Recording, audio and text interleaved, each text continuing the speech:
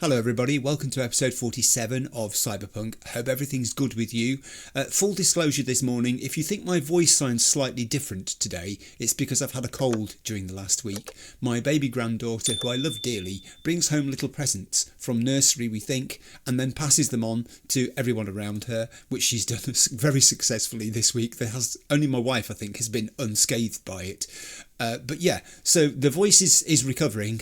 I am taking constant breaks for Orange and whatever. That's going to happen during today's episode. There's going to be plenty of breaks. But I just wanted to get that out there first thing. So also, before I begin, I want to give a shout out to my tune Ep47 here in the community. Alexa is a whiz at design, and she contacted me recently to volunteer her skills to help me out behind the scenes with some graphical work for a forthcoming project. She's quite the marvel. I said I would immortalise her here as a thank you. So yes, not for the first time. Thank you, Alexa. Right, I want to look at a couple of things from the feedback from the last episode and the one before that. You need to bear in mind here that I am trying to work an episode ahead as a sort of safety buffer, so it isn't always possible in the introduction to this video to respond directly to things that happened in the last video. Sometimes that has to wait another video before it gets mentioned. But I've also made a big list of things, as I always do, on my iPad from stuff that people have talked about and brought up and asked questions about in the comment section. So all that will be coming in during the course of today's gameplay. Two things I do want to look at here.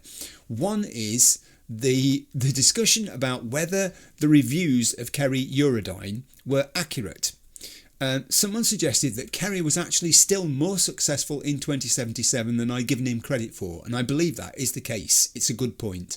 But my take on this is twofold. First, those reviews that we read that were quite scathing of Kerry's album, it is a tactic in the media to be disparaging for effect, to be the contrary voice who can seemingly see something that others can't as a way of attracting attention to your viewpoint or standing out from the masses.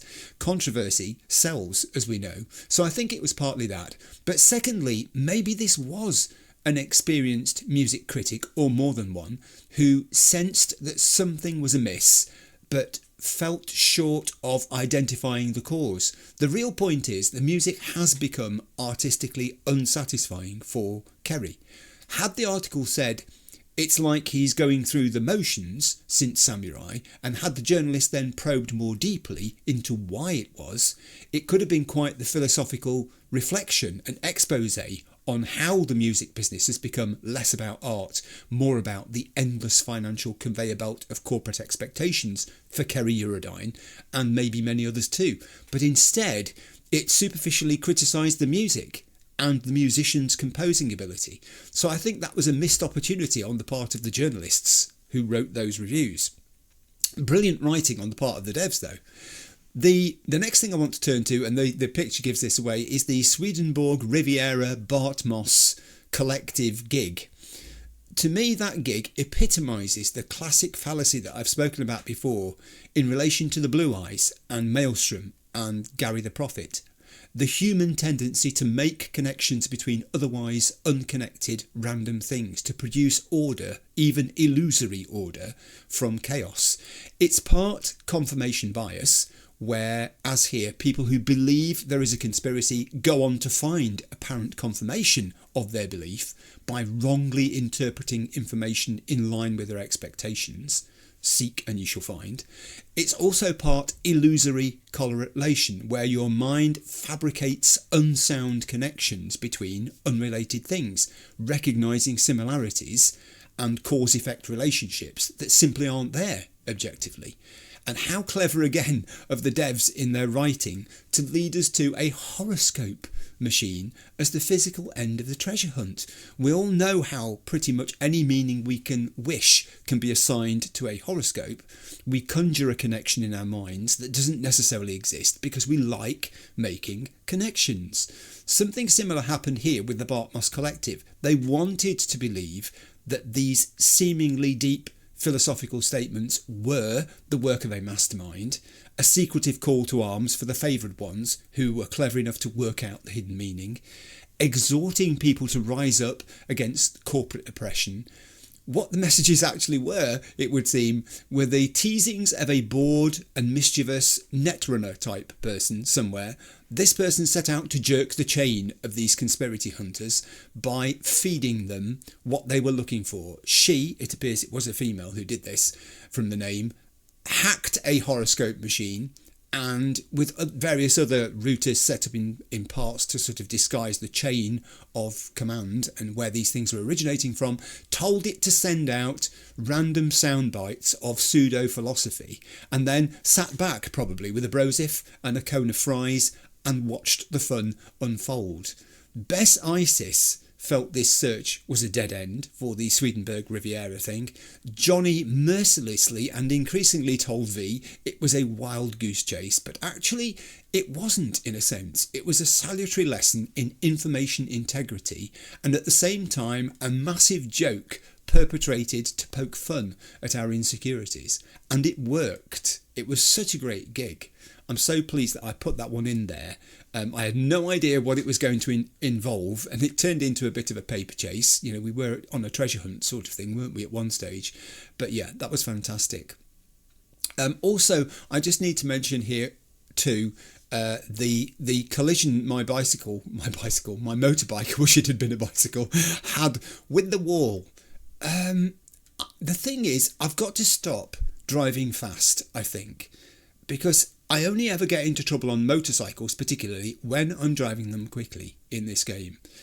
And it's like the game is trying to say to me, it doesn't matter that you're now 47 episodes in, you can still come a cropper, as we say in the English meaning of, you know, make a fool of yourself or get yourself into trouble, if you're overconfident. And I was overconfident. I was driving, I thought it was a nice straight road, and I got a bit caught up in the thoughts of using the camera to take those lovely, as it would have been, only it would have been V in splints probably, the picture that I took, but lovely pictures of him riding along on Scorpion's bike.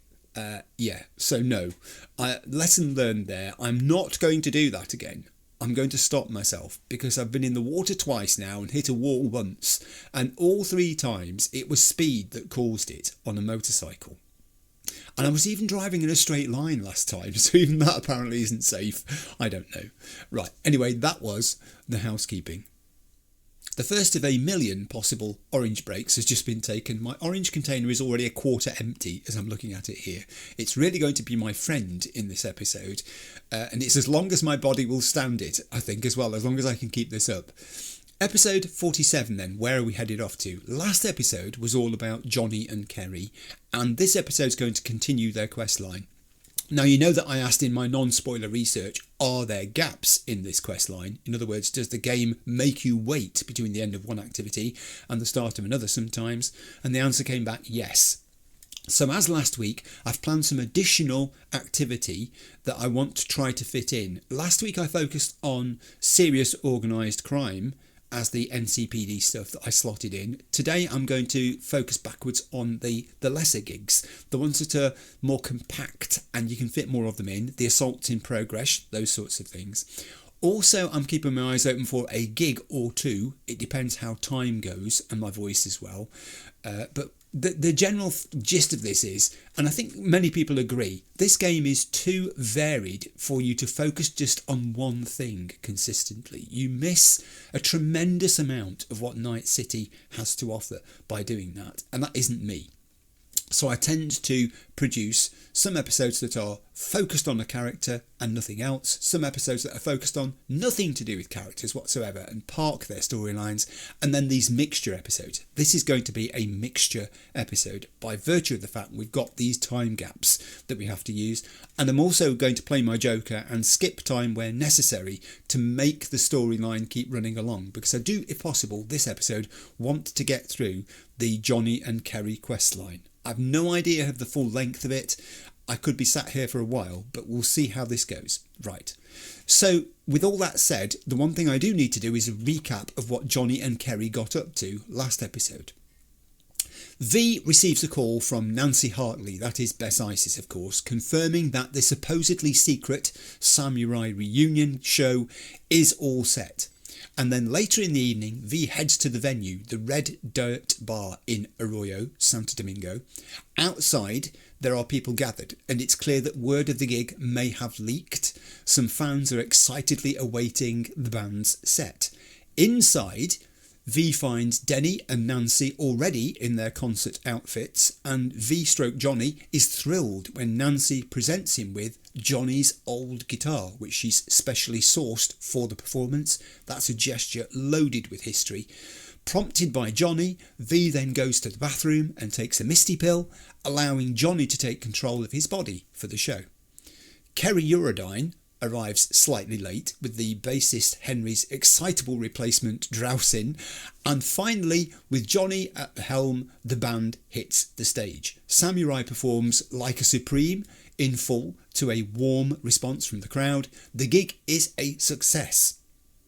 After the set's complete, as the night winds down, Johnny speaks with Kerry, who has clearly enjoyed the feeling of playing in Samurai one final time. Johnny hands over his cherished guitar to Kerry in a symbolic gesture before relinquishing control of V's body back to V. Kerry in turn presents V with his iconic Archangel revolver. The reunion marks a brief but powerful revival of Samurai's legacy before everyone parts ways, with Kerry leaving first, probably as Johnny sees it, excited to return home and start work on new material. Sometime after the concert, Kerry calls V to set up a meeting. V travels to the rendezvous point late at night, a deserted eatery, and gets into Kerry's car. Kerry explains that a corporate-backed pop group, Us Cracks, is planning to cover one of his songs without his permission. Incensed, he intends in retaliation to sabotage their forthcoming gigs by intercepting the transport carrying their equipment. He drives V to a remote stretch of road, opens the trunk of his car and reveals a stash of weapons which he tells V have been sourced from fans. He then instructs V to deploy stinger spikes across the roadway before the pair retreat to a bus shelter nearby to wait. When the target van arrives, the spikes bring it to a halt. Between them, Kerry and V approach the occupants and convince them to step out, allowing them to flee the scene.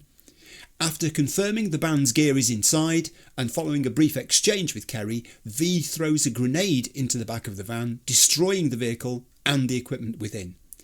The explosion draws the attention of NCPD, but V and Kerry manage to sneak away from the responding officers in Kerry's nondescript borrowed car. Kerry then directs V to drive them to Captain Caliente, a coffee bar in Rancho Coronado. Over coffee, an initially buzzing Kerry reflects on what they'd just done and his personal frustrations with Us Cracks that led him to act.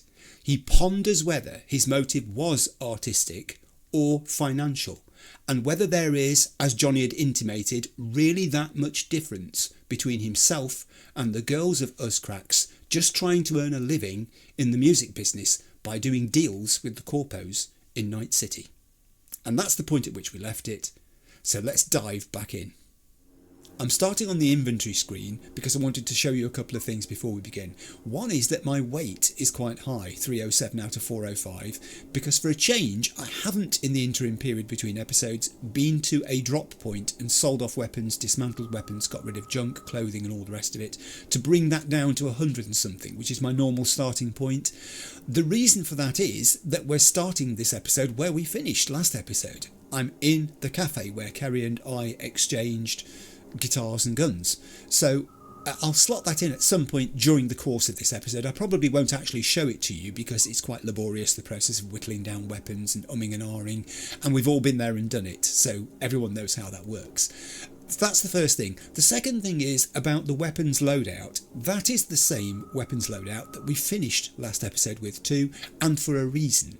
I've got a silenced Plan B in slot 1, I have a knife in slot 2, and I have a silenced Overwatch sniper rifle, given to me by Panam, in slot 3, because I'm aiming to do a lot of stealth in this episode. That's the intention, at least.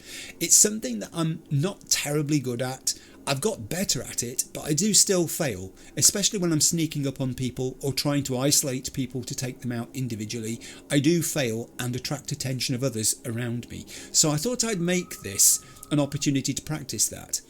The other thing is, of course, that if you're following a character and it's focusing on their activities during an episode, quite often that can mean there's an absence of action.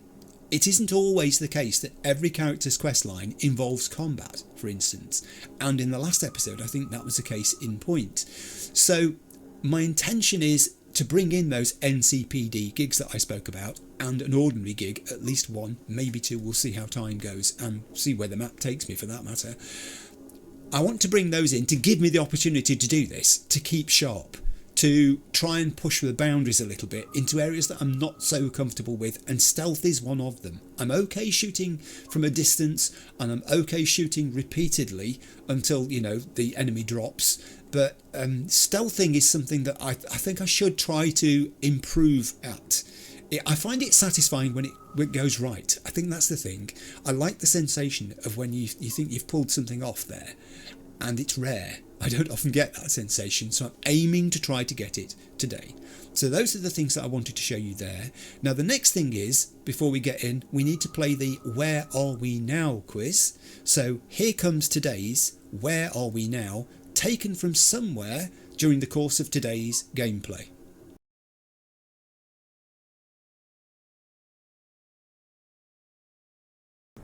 Okay, so the answer to Where Are We Now will come at the end of the video, obviously. So we're in the cafe. I just want to point out, I need to pop into my journal and turn off Meet Hanako at Embers, because that's not happening this episode, as you're probably not surprised to hear. I just want to point out I've advanced time by 24 hours in-game. And actually that may have done what I needed it to, but I'm not sure if this is it. Here's Kerry Eurodyne.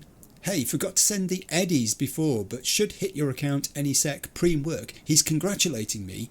He's actually rewarding me by paying me for helping him sabotage Uzcrack's van and equipment. I'm not sure how I feel about that, but yeah, okay. So Eddies will hit my account any second. 21,470. I feel so guilty now, but I need the money because, you know, that big spend that I did at the place of improvement, the Ripper Dock, that was a big spend. I spent a lot of money there.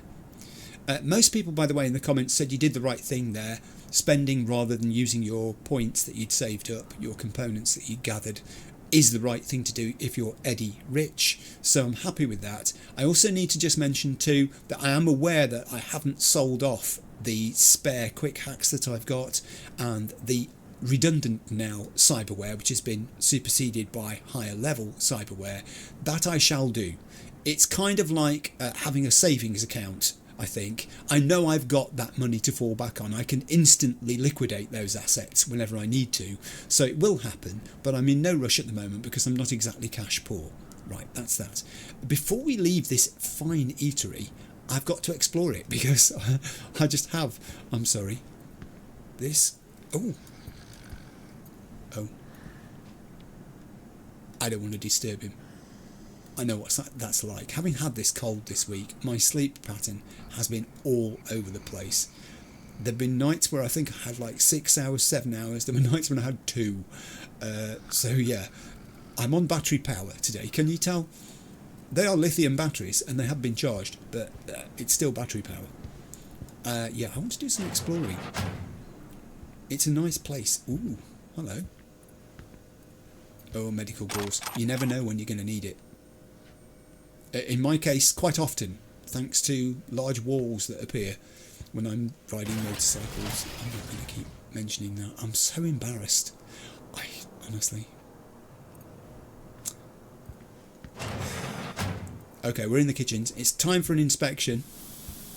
Hey, oh, I didn't actually talk to you, did I? She looks bored. Let me brighten her day. You deliver. Used to. Our third delivery boy got shot last week. Nice. Finding replacements is starting to get harder. I can't imagine So, why. you gonna order something? I will do, yeah. I mean, you wouldn't, would you? If you'd heard that the previous third time delivery boy got shot, you wouldn't want to be the fourth, would you? What have you got to Got eat? anything to chew on? Chew on. You would think, this being an eatery? Oh, now then, I'm beginning to see why you don't have many customers at this place, if that's your idea of customer service. Service with a smile. Show us your flair. It was okay till the tofu tuna landed. I mean, I don't know. What's one of those? Oh yes, it's a Donny's. Slaughterhouse jerky. That sounds like fun. What's that one in the box next to it? Slaughterhouse Prime. I'll go with, because I've never had any, believe it or not, Slaughterhouse beef jerky. I don't even know what beef jerky is. I really don't, but I'm going to have some. I will, just the one please. Thank you. I'll just buy it and put it in there with my hot dog. Lovely. I'm inspecting your kitchen now just to see what the state of affairs is. It's helping with my voice too, I think. You know, I've got to try and get it working. Interesting. That's ready, I would say. I think you need to put something on it because it's just steaming away. It's relatively clean. Someone just dropped a utensil on the floor. Again, I think these are ready. It's like she's just got not enough customers, isn't it? This is the thing. That guy's asleep. The only other guy in here's tucking into his food already. She's got all this energy wasting and no customers to serve. This will be the sink, the hand washing area. I'm afraid, I believe I'm going to have to deduct you some serious points here because you have no soap in your hand wash area. That's a big mistake. It won't be happy hour for the customers if you're not using soap when you wash your hands. And also, can I just say, I believe this is some raw meat that's been left out. I think it is. I'm jumping for joy as a health inspector. Oh, I love it when I find raw meat left out in the hand wash area. Okay, let's get out of here. Thank you for enduring me. She tolerated me. Open the door and stop jumping. Goodness sake, what's that? I don't want that. I don't want sparkling. I can't even say the word. It sounds Norwegian, Swedish or Finnish. I'm just going to say it sounds Scandinavian. And dude, I've seen the kitchen. Make an appointment now with a medic because you're going to need it. Okay, let's leave here. Oh, here we go. Hey, Kerry. You know what I'm looking at? Us cracks concert announcement. This is not fucking happening. Wait, what? I thought we took care of it. Oh. Truck didn't do shit. They just postponed the gig. Oh, that's not good. Look, meet me outside the club. Little push didn't work. Now we gotta shove. Oh, that sounds like it's going to escalate. Here's me saying that there's no combat involved in the, you know, sometimes in the main character's quest lines. I'm thinking you should try it sometimes. So I can say, what now, a bomb? All right, see you there. Or I can say, can't you just talk to the label? Tried talking to the label, didn't you? Did he? What do you think I did first? I sent my manager after him. Yeah, hell of a lot that did. Sent me back a crate of fine whiskey and started bombarding me with PR shit every 2 seconds, reminding me about our deal. Fuck him. Yeah, you see, this is the thing, isn't it? He feels that this deal's been done kind of without him. It's all financial. Hello? Isn't it? The bottom line is always about money. It's a business. And he doesn't like that side of it. It irritates him. The idea that this is a baby of his, which is actually going to be successful for someone else. And he perhaps doesn't like their style and thinks that it's a corruption of the way he intended the song to be performed and received. I think that's what it is. I'm very tempted to go with the top one.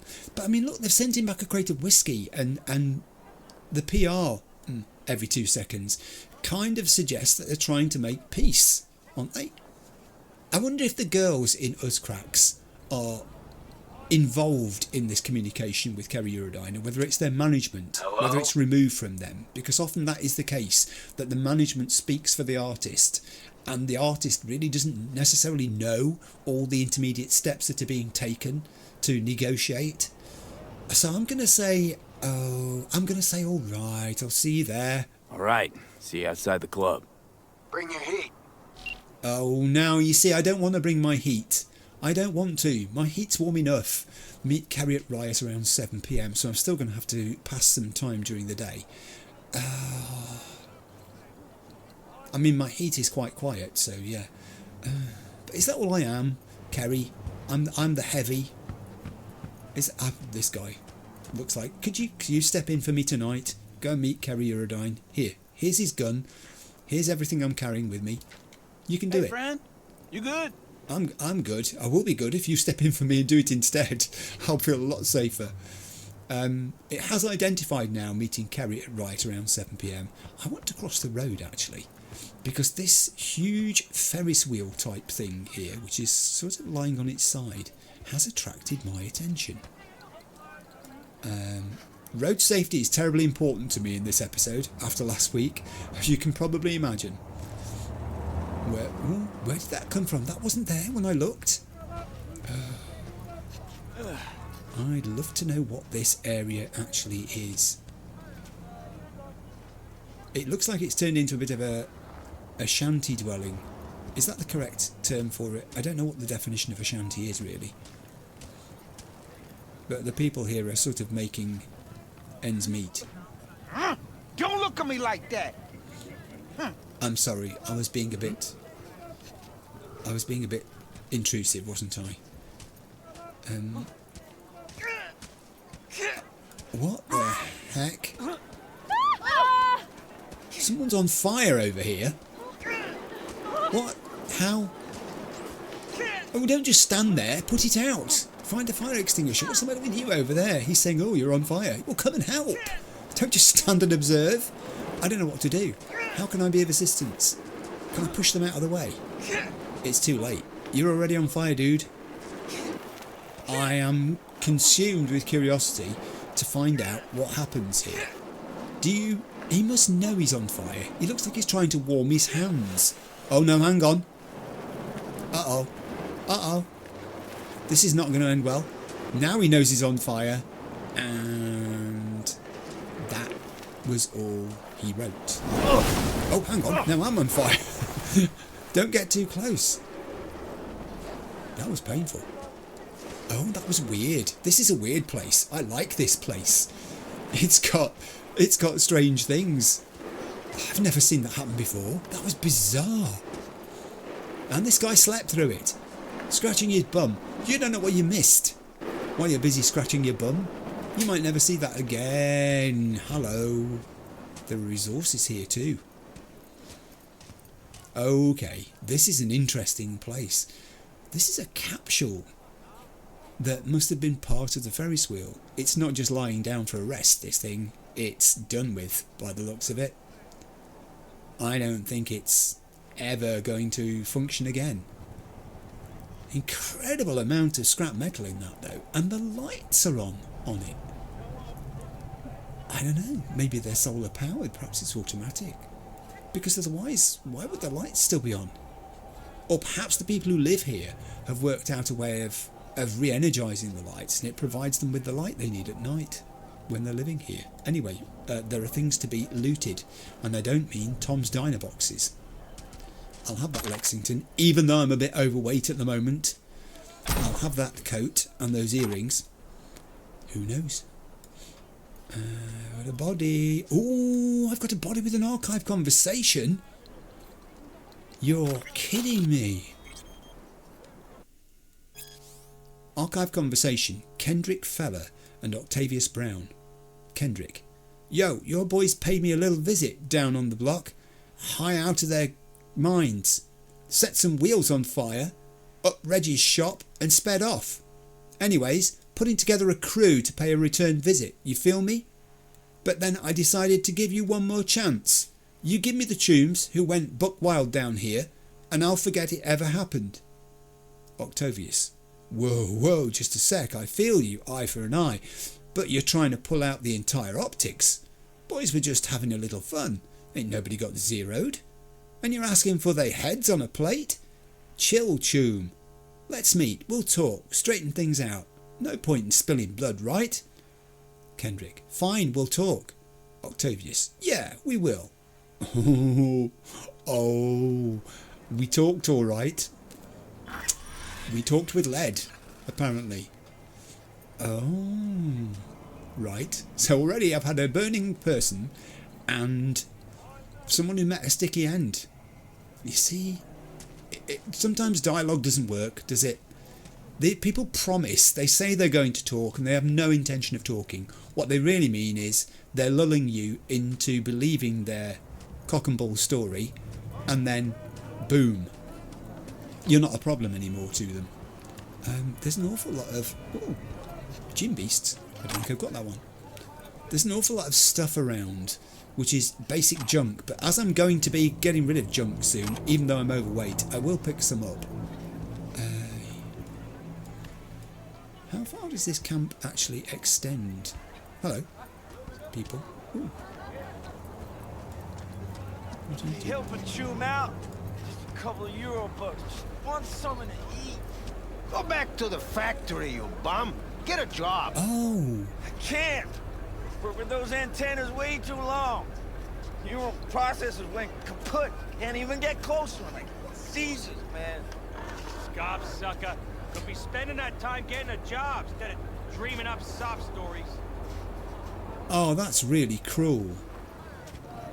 These two guys are picking on this guy who's down on his luck and basically needs booze money, as it says. You're just gonna waste it anyway. He's right. You two could be donating instead of berating. Yeah, I hope you feel... Oh, hello. Excuse me a minute. It's my bow. It's my output. Panam. Oh, here we go. Okay. Hi. How are you, V? She says. Do you have time? I'd love to stop by. I do, and I don't have time. I might be able to fit you in later. I'm not going to promise. I might be able to fit you in later, but if I do, it will be north side, because I would love to hear what you think of my compact and bijou pad. North side and hurry up. Don't say that. I'll be there soon. One kiss for the road and the other for when I arrive. Ah, it must be love. I think it is. I think they're sweet on each other. I don't blame them. Yeah, as I was saying, you two, just wise up. Look at you. Safety in numbers, you should be ashamed of yourself. What did this guy ever do to you? And you two, talking about him getting a job. It could always be worse. Could it really? Could it really? You want to change places with them then, do you? I mean, look at these two saying, get out there and get a job. Yeah, I'm looking at what you're wearing and the fact you're out here on the street at 5:48, not getting ready to go to your job then, are you? And happy to berate this poor, downtrodden, unfortunate guy. It's mean. Night City's mean. Even the NCPD, NPCs, I'll get that right in a minute, are mean to each other. I'll take some biker pants to make me feel better. This is a strange place. It really is a weird place. I get the feeling there may be more locations like this around Night City. That's an awful lot of red indicators over there, which I'm not going to go experimenting with just at the moment because I'm here. Okay, what I'm going to do is I need to have a look on my tablet and work out where I'm going to go in the interim period now between where we are and 7 PM tonight when I'm going to meet Kerry Eurodyne. Back in a second. I've gone into the journal and reselected I don't want to hear it because I don't want to go and stay at my house with Panam just at the moment. So we're going to meet Kerry at Riot around 7 PM. Let's read Johnny's red text for this gig. And the crisis continues. Though Kerry might be barking mad up the wrong tree, those us-crack skills are a symptom, not the cause. Could wipe 'em off the face of the earth and those MSM would still find some other 2-bit gonk to sing his song. We're dime a dozen whores to them, all of us. Chew up, spit out, rinse and repeat. On the other hand, world's crazy enough that even Eurodyne might be right. You're about to find out. Ugh, I hope it doesn't involve violence finding out. Also, I've never read the Kerry Eurodyne text itself, so let's do that. A devilishly talented musician, incorrigible rebel, celebrity and rocker boy from Night City. People say different things about Kerry, but there's no doubt he's America's god of rock. In the old days, he strummed next to Johnny Silverhand in the cult rock band Samurai. When the two drifted apart, Eurodyne kick-started a solo career which, in spite of its ups and downs, is still going strong. Kerry's proud of his Filipino roots, though for someone of his fame, he's especially private about his personal life. For all its numerous flaws, he's made Night City his own, his most faithful muse. Actually, there were a number of people in the comments who said they thought Kerry Eurodyne was their favourite character, or one of them, in the game, and they wondered why perhaps his part wasn't bigger. Maybe that's something for Cyberpunk 2, I don't know. And returning to the park, it would seem the weather has deteriorated, and there's still a group of people standing in their everyday clothes, getting back to nature, doing a series of relaxing, preparing for the day exercises, guided by a monk. The rain in this place worries me. When it rains in Night City, the sky goes a sort of orange colour quite often. It looks polluted, it looks dirty. It looks like, you really don't want to be out there taking a shower in it, but maybe these people do. They're seriously enjoying themselves. They never speak to me when I go to try to talk to them. I will make another attempt. No, he's in the zone. He does not want to know. Hey there! Oh, progress! He spoke. Well, he sort of said he acknowledged my existence, that I'm alive. Oh. He's going to ask me in a minute, do you want to join in? That would be $48, please, for the first 20 minutes. I suspect it would be an awful lot more. She's very good. Balancing on one foot like that. They're so coordinated, these people. They're clearly not beginners. They've all been doing this for a while. Honestly, though, you're going to sit in those wet clothes for the rest of the day. Rather you than me. Now, on the map, and you can probably tell already, I've also identified 2 local Assault in Progress NCPD gigs, which are going to warm me up today. I need warming up. The orange container is now half empty. This is not going to go very well for orange containers. I hope my wife's got plenty of the stuff in. I'm pretty sure she has, actually, because I go shopping with her when we buy it. So I'm going to head to this one first. I'm going to run because it's raining, and why wouldn't you run? All these people with brollies, yeah, I didn't look when I crossed the road, you're quite right. It's raining. It's a game. All these people with brollies, no one gave me one. Police officer over there, standing getting wet. I might need you in a minute, round this corner, 60 metres away. Oh, this is interesting. We're going... No, it's just straightened out.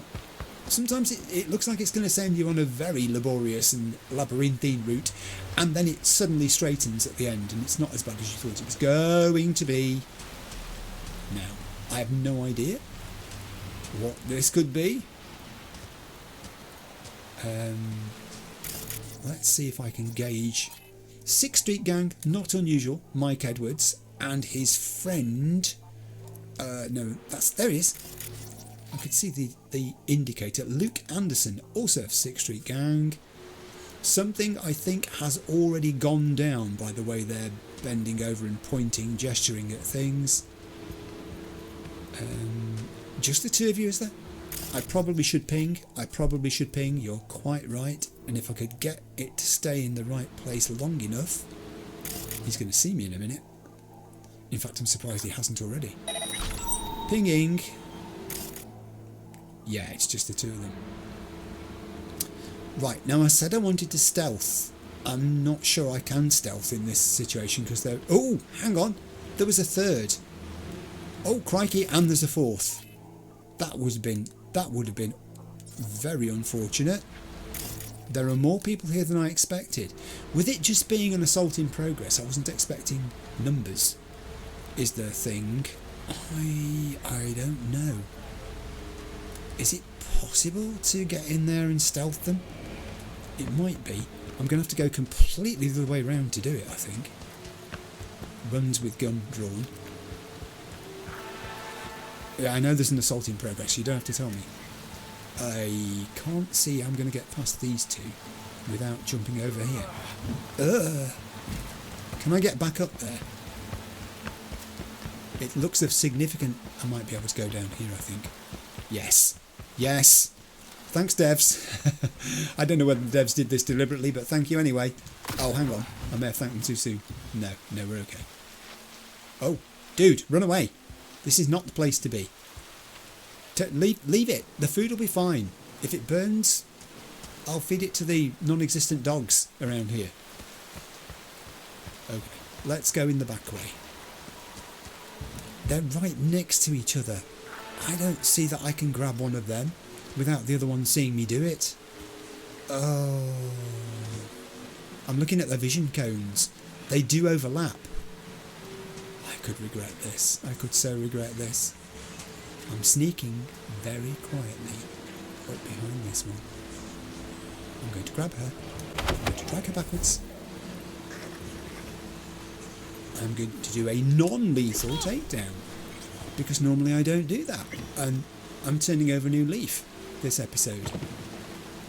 Yeah, no body to loot. Okay, so stay crouched. Those two aren't looking. So far it's going well. Grab this one, drag, just into the bushes a bit, and non-lethal takedown. Okay. Now, can I loot their bodies? Or, yes, I can take some Eurodollars. Where did body 2 go? I don't know where I dropped her. She's probably amidst all this lot. Oh, I'm not terribly worried about her. Okay, now this is going to be significantly harder to do, because I think it's bound to attract the attention of, I don't know, maybe not. Stay low. Oh, I'm expecting trouble here. Oh, got him. Whoever's there, you better fuck off. Oh. I think I might have got away with it. Non-lethal takedown. They were right next to each other. That felt good. That felt really good. I did not know it was possible to do that. I've never done that before. I've never crept up to two people right next to each other. He's getting bored. He's wondering where his friend is. He's taking his mobile phone out. He's going to play a mobile game while he's waiting. Too late. Non-lethal. And mission accomplished. I'll take the 0G. I will examine the body. Oh, we have an archive conversation and some Eurodollars. Let's look and see what the lore is for this one. Archive conversation, Ziria Ferro and Diego Ferro. Ziria. Where are you? Diego. Still at work, hun. Those 6th Street gonks came in right before closing. Ziria. Yeah, sure they did. Diego. Ziria, they won't let me close the bar. Give me a break. Ziria. We were supposed to have dinner together. Diego. Well, just a little longer. Ziria. No, I'm eating by myself, and you can keep drinking with your gangster friends. Diego. I'm not drinking. Ziria. Sure. 17 missed calls from Ziria Ferro. Ziria. Diego, where are you? I'm worried. Diego, I'm calling the police. If this is another one of your stupid jokes, we're done. It wasn't a joke, Ziria. It wasn't. Oh. And now I've got a satchel too, with another archive conversation. Okay. Let's take all of this stuff, and then I'll read it. Job complete. Good. And archive conversation, Luke Anderson and Mike. I'm guessing these may have been people that I've just disabled. Luke Anderson. Diego's dead. Mike. Bartender Diego? Luke. Yeah. Mike. I mean, that's a shame, but the hell you wake me up for? Luke. 'Cause I might have done it, but it was his fault. He wanted to kick us out of the bar. He wouldn't let it drop, and my hand just shot out. Anyway, Diego banged his head on the table. Mike. He was chooms with the boss. Luke. Mike, I know that. Help a choom out. Mike is upset. Fine, just wait there. Got to take him down to the construction site. Seal him in. Luke. Damn, Tume, you got one sharp sponge on those shoulders. Oh, very dear. Just so... The little stories flesh out in your mind, don't they? And you start imagining, it's like you've watched it almost as an episode of a series, and you can imagine all the interim parts of it. I fill in all the gaps in my mind when I see something like that. I love it. Right, now there was another one on the map too, very close by, which I think is... Was it this one over here I was looking at? I think it may have been. Let's go for that one and see what occurs. Now, I can kind of make my way out of here onto the road, I think. Let's do that. There is a police officer there, just across the road. I could report all of this to him, but he would not be interested at all because he's got his own problems. I think I'm gonna call a vehicle. I won't call a motorbike. It's too wet for one thing. Me riding a motorcycle around in this amount of moisture on the ground? That would not be good. The warmth and dryness of an enclosed cabin to take me to this NCPD gig, which is only 250 metres away around the corner. The sun's coming out. The rain has ended. The sun will come out tomorrow. I'm nearly there. It's beneath me, apparently. But not anymore. Dude, you're driving where I need to be. I'm going to park on the pavement. Oh, police officer. Careful. That'll do. Stop reversing. There's a tree behind you. Stop going forwards as well. Get out. No, everything's fine, officer. Everything's absolutely fine. Oh, I'm going to get a ticket. I'm going to get impounded. It won't be there when I come back. There'll be a tow truck. And a big guy laughing at me as he drives off with my Porsche. Okay. Let's get round the corner. The trouble's always round the corner, have you noticed? Very often we go round a corner and there's trouble. Okay, who have we got this time? More 6th Street gang.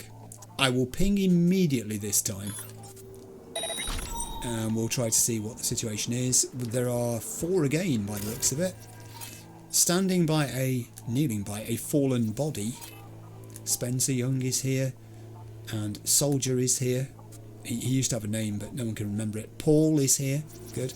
And so is another soldier. Maybe it's just... Oh, no. No. No. I think I'm too late. What do I need to do here? A quick act will take too long to take effect. I'm too late. I could have saved that civilian. I'm so upset now. Whoa, I'm not that upset that I want to just show them where I am straight away. Right, stealthing again is going to be the tactic here. I'm not going to stealth all the way through this episode. That would be impossible, and I don't think I would stand it, to be fair. Ooh, careful. I've made myself stop there and have a break. It's going to be necessary during the course of this episode. It's a case of the spirit is willing, but the flesh may be weak. So we'll see how we do. I'm certainly not going to make this a 4-hour episode. I want to say that straight away at the beginning. Last episode was nearly 4 hours. This will not be a 4-hour episode. There's no way that my voice and body will last for 4 hours doing this. Right, let's see how we're going to take this on. I mean, I do have the potential to distract. What else do I have here? Let me do a quick ping. Do we have a deal of explodables here? Can I get on the roof of this building? Oh, hello. I think I might be able to. Let's get a vantage point, shall we? And whilst we're up here, let's do this access point, which has just appeared. Didn't even know it was going to be there. Who would have known that that would be there? You wouldn't expect it. I'll have a quick look, back in a second. Alright, I don't think this one looks too complicated. Let's see what happens. Right, 7A needs a 7A, needs a 1C, needs a 1C, And then a 7A needs an E9, needs an FF. And we're in and we've done it. That was a bonus. I wasn't expecting to solve an access panel as part of doing this thing, but there we go. Right, good vantage point. Very good vantage point. I have got several possible explodables around this place.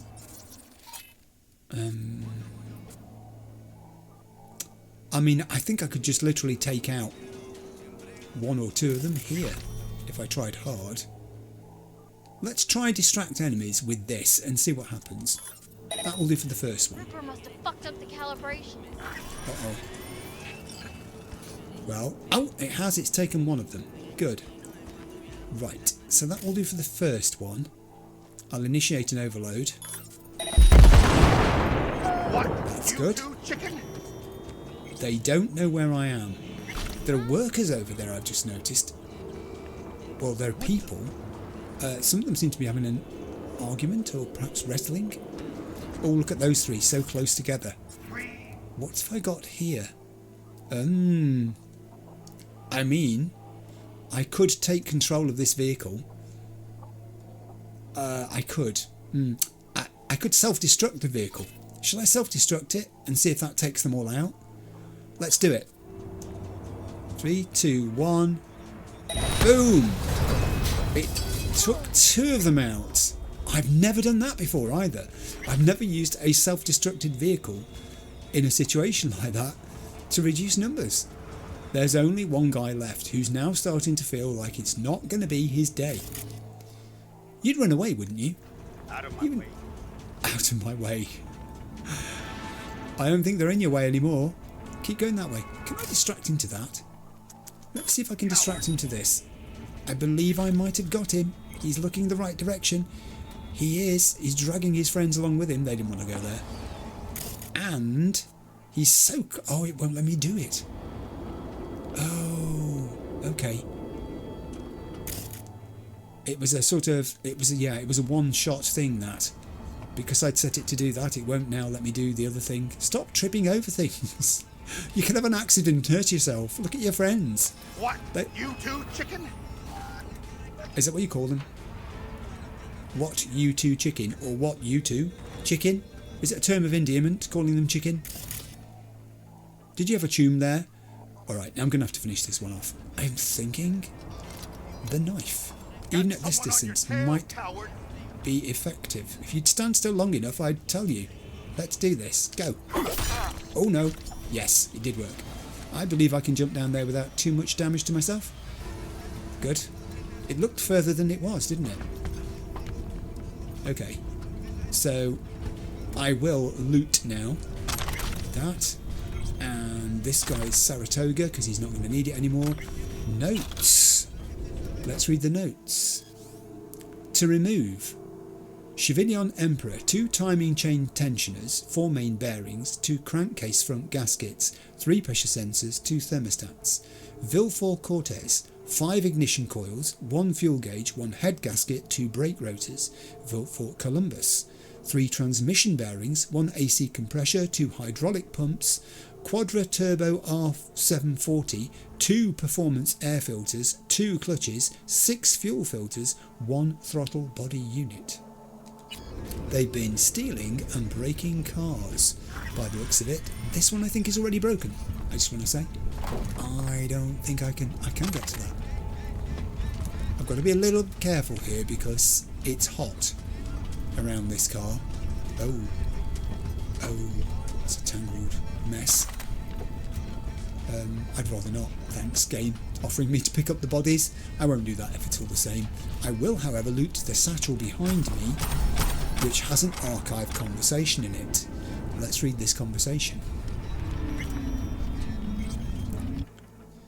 Sips of orange are proving essential for reading out shards. Archive conversation, Arcadius Loaf and Spencer Young. Arcadius. Ben's stealing parts. Spencer. Who? Arcadius. You know, Ben, our mechanic. Spencer. You got proof? Could be serious. Do you? Arcadius. Hang on, let me write.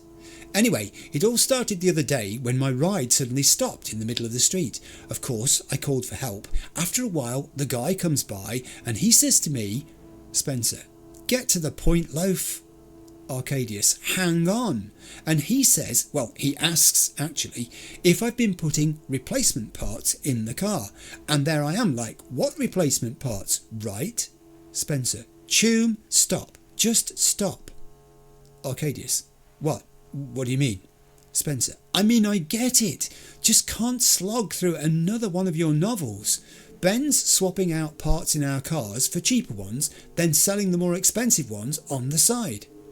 Arcadius, exactly. Spencer, so let's go get him. Arcadius, how soon can you get there? Spencer, be there in 30-40 minutes tops. Arcadius, okay, see you. Oh, Ben, what were you doing? Oh, hence the notes. It came to a sticky end.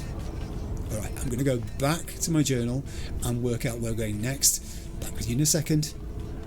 So I managed to find a drop point very close to where I just finished that particular NCPD activity. I've been there and sold off the weapons I didn't want to keep. To reduce my weight by about 200 actually, all the way down to 142, which is fine because I've got quite a headroom there now with 405. I like to keep a kind of pattern to the weapons that I do retain in my inventory. It's a selection of each. I've got some smart, some tech and some power. Quite a lot of power. In fact, I've got 3 power handguns now since I've been given the Archangel power revolver by Kerry. That goes with the Crash power revolver, and of course I've still got my Plan B iconic power pistol too. So it's nice that I don't think I'll ever not have a weapon of that caliber in slot 1. I like having a power handgun in slot 1. It just makes me feel comfortable. I've kept a variety of shotguns. I've got a tech double barrel shotgun. I've also got the power shotgun, the Mox. That's going nowhere since that was given to me by Judy. I'll have that forever. I've got some submachine guns. I have up here, as you can see, the Saratoga Power submachine gun, but I've also got a tech submachine gun, the Senko, and a smart submachine gun, the Yinglong. So it's basically about keeping a variety. I've obviously still got the tech sniper rifle, the Nekomata. That's coming useful already, shooting through things. But the main loadout, as I said, is going to be today power based, in that I've got the power sniper rifle, the power Plan B in that slot, although I might swap it out actually. Do you know, shall we do that? Let's do it now. I'll go into inventory and I'll swap the Plan B out and I'll put in that Archangel that I've been given. I haven't fired a bullet with it, so I've no idea what it does even. Someone's going to say, well, why didn't you read the description? Okay, I will. It says, an angel of a weapon with a devil's attitude. Full auto mode allows you to fire rounds in the rhythm of Samurai's Archangel. Successive hits after short intervals knock enemies to the ground. Alright, it's got an empty scope slot on it too. Can I do something about that? I think maybe I can. I've got a short scope, tier 4. I've got a handyman short scope, tier 4. I kind of like the increased range, the 17.5% additional increased range on that. So I'm going to pop it on there. Let's do that. Okay, we've made an improvement to that weapon. I feel better now already. Now, where are we going next? Obviously we're heading towards meeting up with Kerry. There's one thing I do want to slot in before we get there. It's quite a long way, as you can see, and I've been looking along the route. There's a lot of NCPD stuff, but I'm not going to stop to do that, having just done 2 gigs. What I am going to do is this gig, A Lack of Empathy, partly because it's not far from where we're going to be meeting Kerry, but also because it's there's just something about the location of it which appeals to me, and I don't know what it is. It's because I think it's on the way across the river. It's like where our destination is one side of the river and trouble is the other side. And I kind of like the look of that. It feels good. It's already in my journal list, so we'll have some text for it. I'll go and read that now. Gig, A Lack of Empathy. Find the subnet's main computer. Avoid getting into combat. Oh, okay. I have never been told to do that before. But then if I'm trying to be stealthy, I guess that fits. Let's read it. Gig type Agent Saboteur. That sounds intriguing. Objective, upload a virus to Empathy's subnet. Location, Empathy. Details. Meet Adam Abramovich and Larry Fanghorn. Adam's the bad guy and Larry's our client. Once upon a time, the two friends opened a club called Empathy and things got off the ground pretty quickly. The eddies poured in, their popularity surged, they were surrounded by hordes of young ladies and one question at the back of their minds. Who's got their hand in whose pocket? Adam or Larry? The blame fell on our innocent, naive Larry. What does Adam do? He changes the club's access code, made a few shady deals and hired animals as bouncers. If you were Larry, wouldn't you be? Here's what you're going to do.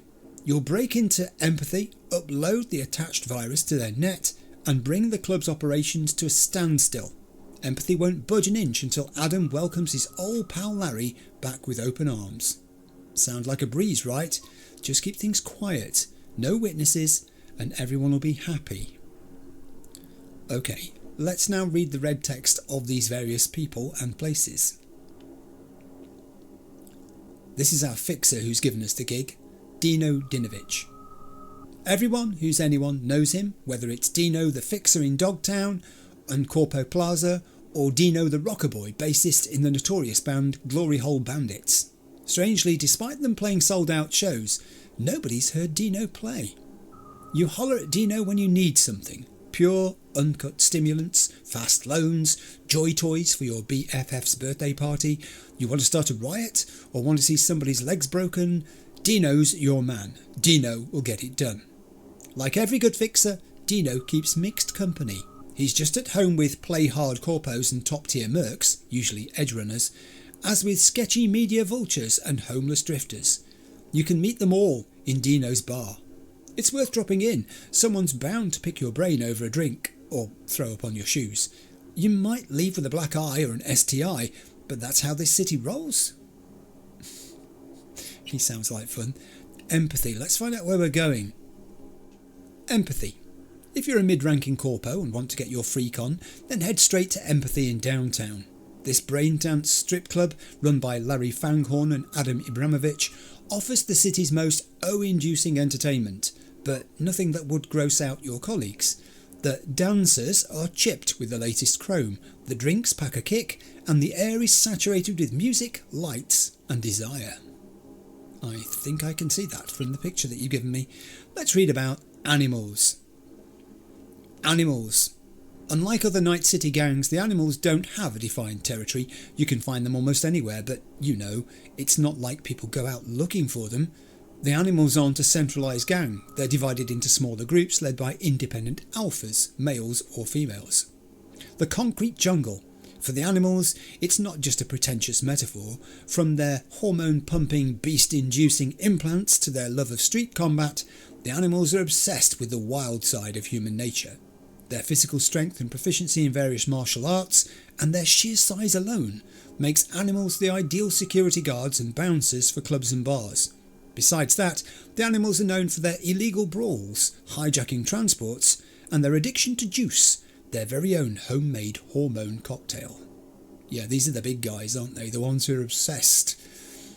And you can tell they are obsessed. Okay, so we know where we're going. Right, I will summon a vehicle. This is actually quite a busy road. I think I'll summon it over here. Let me do it. I'm just going to stick with the turbo. It's kind of out of character for where we are. I realise this, it could get stolen. Wow, those brakes came on very quickly over there. There's so many pizza boxes on the floor today. I don't know what's been going on here. Someone's had a pizza party, I guess. I need to turn around without running over. Look at that, for a turning circle. Without running over that guy on the pavement. Right, so points from the comments from last week. Graphics cards. I need to talk about that. There was some discussion of graphics cards. I really did just do it as an illustration of the way my mind was working, the things I'm thinking about, because there are various options, and there are more options too. At least one person's pointed out to me, you know, if you're thinking at any stage of getting a new PC, actually buying a graphics card in a PC can be more cost effective than buying the graphics card separately. I totally accept that. The thing is, of course, that the budget just gets higher and higher, doesn't it, when you start doing that? It is a consideration though, yes, I do get that. Really and truly, I'm not stopping for that gig, really and truly, I'm wanting the graphics card to do two things. One is to help me with the improvement to the time it takes to render out videos. The thing is, with the setup I've got now, it can take an hour and a half, an hour and 40 minutes even sometimes, to render out a video that is maybe 12, 15 gigs long by the time it's rendered ready for uploading, which is a considerable size, so I'm not surprised it takes a while to do it. But nevertheless, it means every time you spot that you need to change a caption or something like that, you're re-rendering the entire thing. And there's another hour and 20, 30, 40 minutes gone by whilst you're doing that. Mind those barriers. What way are you driving? We've done that before. So yeah, it's that's part of the reason. The other thing is, as I said, it would be nice, and I'm not intending to want to play games at, massive resolutions and all the rest of it. I don't have the monitor for that, actually. So 4K would be wasted on me in that regard. But it would be nice to have the option to be able to bump up certain things and to take on playing some games, which I've heard about many times from people, but they're only available on PC, and it's just mouth-watering. And my wife continually says to me, we're only alive once and all that business, and obviously she's right from that point of view, that you can defer things and put them off until you don't have a chance to do them in the end. I just got to watch my lanes here. Excuse me, there's room. What are you on about? I think I might be turning off here. I think I've upset that driver. The way he sped away from me there, he wasn't pleased. Yeah, but I appreciate all the comments that came in from people. As I said, it is a matter of opinion, and I'm well aware of this. I wasn't looking to have an argument start in the comments at all.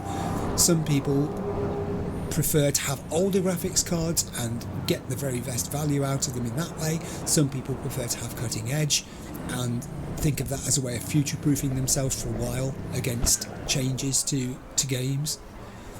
One interesting comment that did come in was the idea that devs are going to have to bear in mind the situation at the moment with graphics cards and memory availability in general, actually the cost of it, that is, because obviously if you're designing games to be more and more intensive and demanding of the hardware on which they're running, that can cause a problem if the cost of that hardware becomes so high that it discourages the user base from being able to play those games, and that affects sales of the games. So yeah, it's a complex situation, isn't it? And I do not pretend to have the brain that can get my way around it. But the thing is, whether we understand the situation or not, we're all in it, aren't we? We're all living this situation. So we have to have some sort of vested interest, I guess, in trying to work out how it works and what to do. But the jury is still out. I'm still thinking about how best to proceed on that. We have arrived at empathy. There it is. I mean, kind of gives you some clues before you even set foot through the door, doesn't it, about what to expect? I don't know. I'm guessing the nudity filter, if it wasn't on, might look somewhat different with those holograms. Okay. Reception? Reception. Don't got any real girls? We employ dancers here. No joy girls, no dolls. Oh. I heard this was a fun club. I could offer you a booth with a private dance, or a hard BD. Excellent choices, both. I want the real deal, not some shitty virtue. Oh, she shrugged her shoulders. Well, I'm afraid that's all we have available at the moment, sir. And then she looked behind him as if to say, there are other people waiting. Welcome. Please go right ahead. Oh, me? Okay. Right, now it literally says avoid getting into combat, so I'm going to have to avoid getting into combat here. It's suggesting I go that way. Let's not. I think we'll do a bit of exploration. Oh, hello. Where have I just gone? I think I might be in a dressing room. I didn't mean to do that. I'm so sorry. It's good to be you've got clothes on. Oh. Hello there. I'm guessing that working at this establishment is not a bed of roses. She's very upset, and this guy is trying to console her, but he looks like he works here too. We should be friends. Oh, okay. I've just gone off this guy. I've gone off this guy a lot. He's a creep, is what he is. Yeah, there are some lootables here. I spotted something here. I'll have those clothes. I can sell them. What can I say? She's seeing to her makeup. There's some Eurodollars been left carelessly over there. Only a few hundred, but you know. How can you see what you're doing in that mirror? I see no reflection at all. But she is doing that thing that girls do and ladies do when they sort of touch their faces with their fingers to smooth out the makeup, I guess. Very authentic looking. I'm minded to explore this place because it did say avoid getting into combat, and if I keep away from big guys like that red dude. Oh, mind having said that, there's another one here. But that's a door. Let's open it and then scan. Oh, he's alright. He's an NC resident. He's no threat. Okay. So, I'm now seeing some vision cones on the minimap, which suggests there are guards of sorts here. I'm not worried too much about collecting random stuff. I'm more concerned... Oh, hello. It's just recalculated my route. And now it's sending me to a higher level. That must be stairs there, where it loops around on itself at the top. Okay. Just as long as I can keep away from trouble is the thing. You're right, I should have checked to see if there were cameras in here and I haven't. Oh. Where's he going? Oh, it's alright, he's got his back to me. Avoid getting into combat. So not even stealth combat then. Is that what we mean here? Oh, he's the other side of a door. Oh, I had a horrible feeling I was going to have to sneak past him in a big hurry there. As long as he doesn't come through that door, and as long as I don't foolishly try to open that door, even though it's green, I think we'll be okay. It's definitely sending me this way. Oh, readable. Ah, we've read it. Yes. Relive it. Brain Dance Quarterly. Oh, you think of brain dances and then you start thinking of Judy. Someone in the comments asked me, who are your favourite characters? And I said, well, tricky question. I said, I did mention Judy actually, in the sense of someone that's not around anymore, the one I'm going to miss the most, I think, I said. I missed Jackie in the sense that I never really got to know him that well, and I think there was a lot of wasted potential for stuff we could have got up to. Another person in the comments said, just imagine if Jackie had lived, how life would have been different. The people you wouldn't have met, the people you might have met but never did because of that. It's a very interesting thing to speculate about. Also, there are computers all over the place here and an access point at the top. So I'll go do the access point first because that gets it out of the way. And again, I'm not going to do every access point in the game that I come across today because, for one thing, it's a distraction from what I'm really attempting to get at. Back in a second when I've looked at this. Right, let's go and see what happens. 55 needs to be followed by a 1C, needs to be followed by a BD, needs to be followed by a 1C. That's it, we've done it. Excellent. I'm a little nervous too when it's saying avoid getting into combat, that the more time I spend standing around doing things like access ports, the more likely I am to get myself caught up in something. So that's another consideration. I will, however, investigate these medical gauze. I never refuse medical gauze. I don't know why it is. There are many things I leave behind in the game. Medical gauze, not one of them. I'll jack into this first as well. It's going to be another access point, isn't it? Yes, it's another access port. Have a look at this, back in a sec. Right, let's go with this one. 55, 1C. And then I need a... I've got one to waste here. 1C, 7A, E9. And we're done. Good. That's that one done. Excellent. A few more quick hack components. Never a bad thing to have, but really what I want is to use this laptop and read some messages. I have 3 messages and it looks like all of them are new to us. This is good. Thanks, Gottfried and Frederick, to Adam Ibramovich. Adam, thanks for your help. Scrolls are preem, especially the kid with the tattoo. Is he still alive? If he is, we'd love to use him in another Virtue. Whatever we need to give him to power through, we can get it. Stars always come first. Best, Gottfried and Frederick. Yuck. And another one is an expletive. From George Svensson to Adam Ibramovich. You're, and I mean really, you think I'm just another loser whose drink you can spike, clean out their cred chip and throw them out onto the street? Well, you have no idea who you're messing with. My lawyers are drafting a lawsuit as we speak. I've got you by the... now. Oh, okay. Disgruntled customer seems to have been... yes, dismissed from the establishment for some reason, and we can't guess what it could be, but it sounds like it may have been that he was misbehaving and they threw him out. This is from Dino Dinovich to Adam Ibramovich. Adam, baby, this is the last time I'm going to write to you. Eddie's or your gets a beating so hard you won't be able to sit for a month. From now on, I'll be using non-verbal communication. 3 days. DD.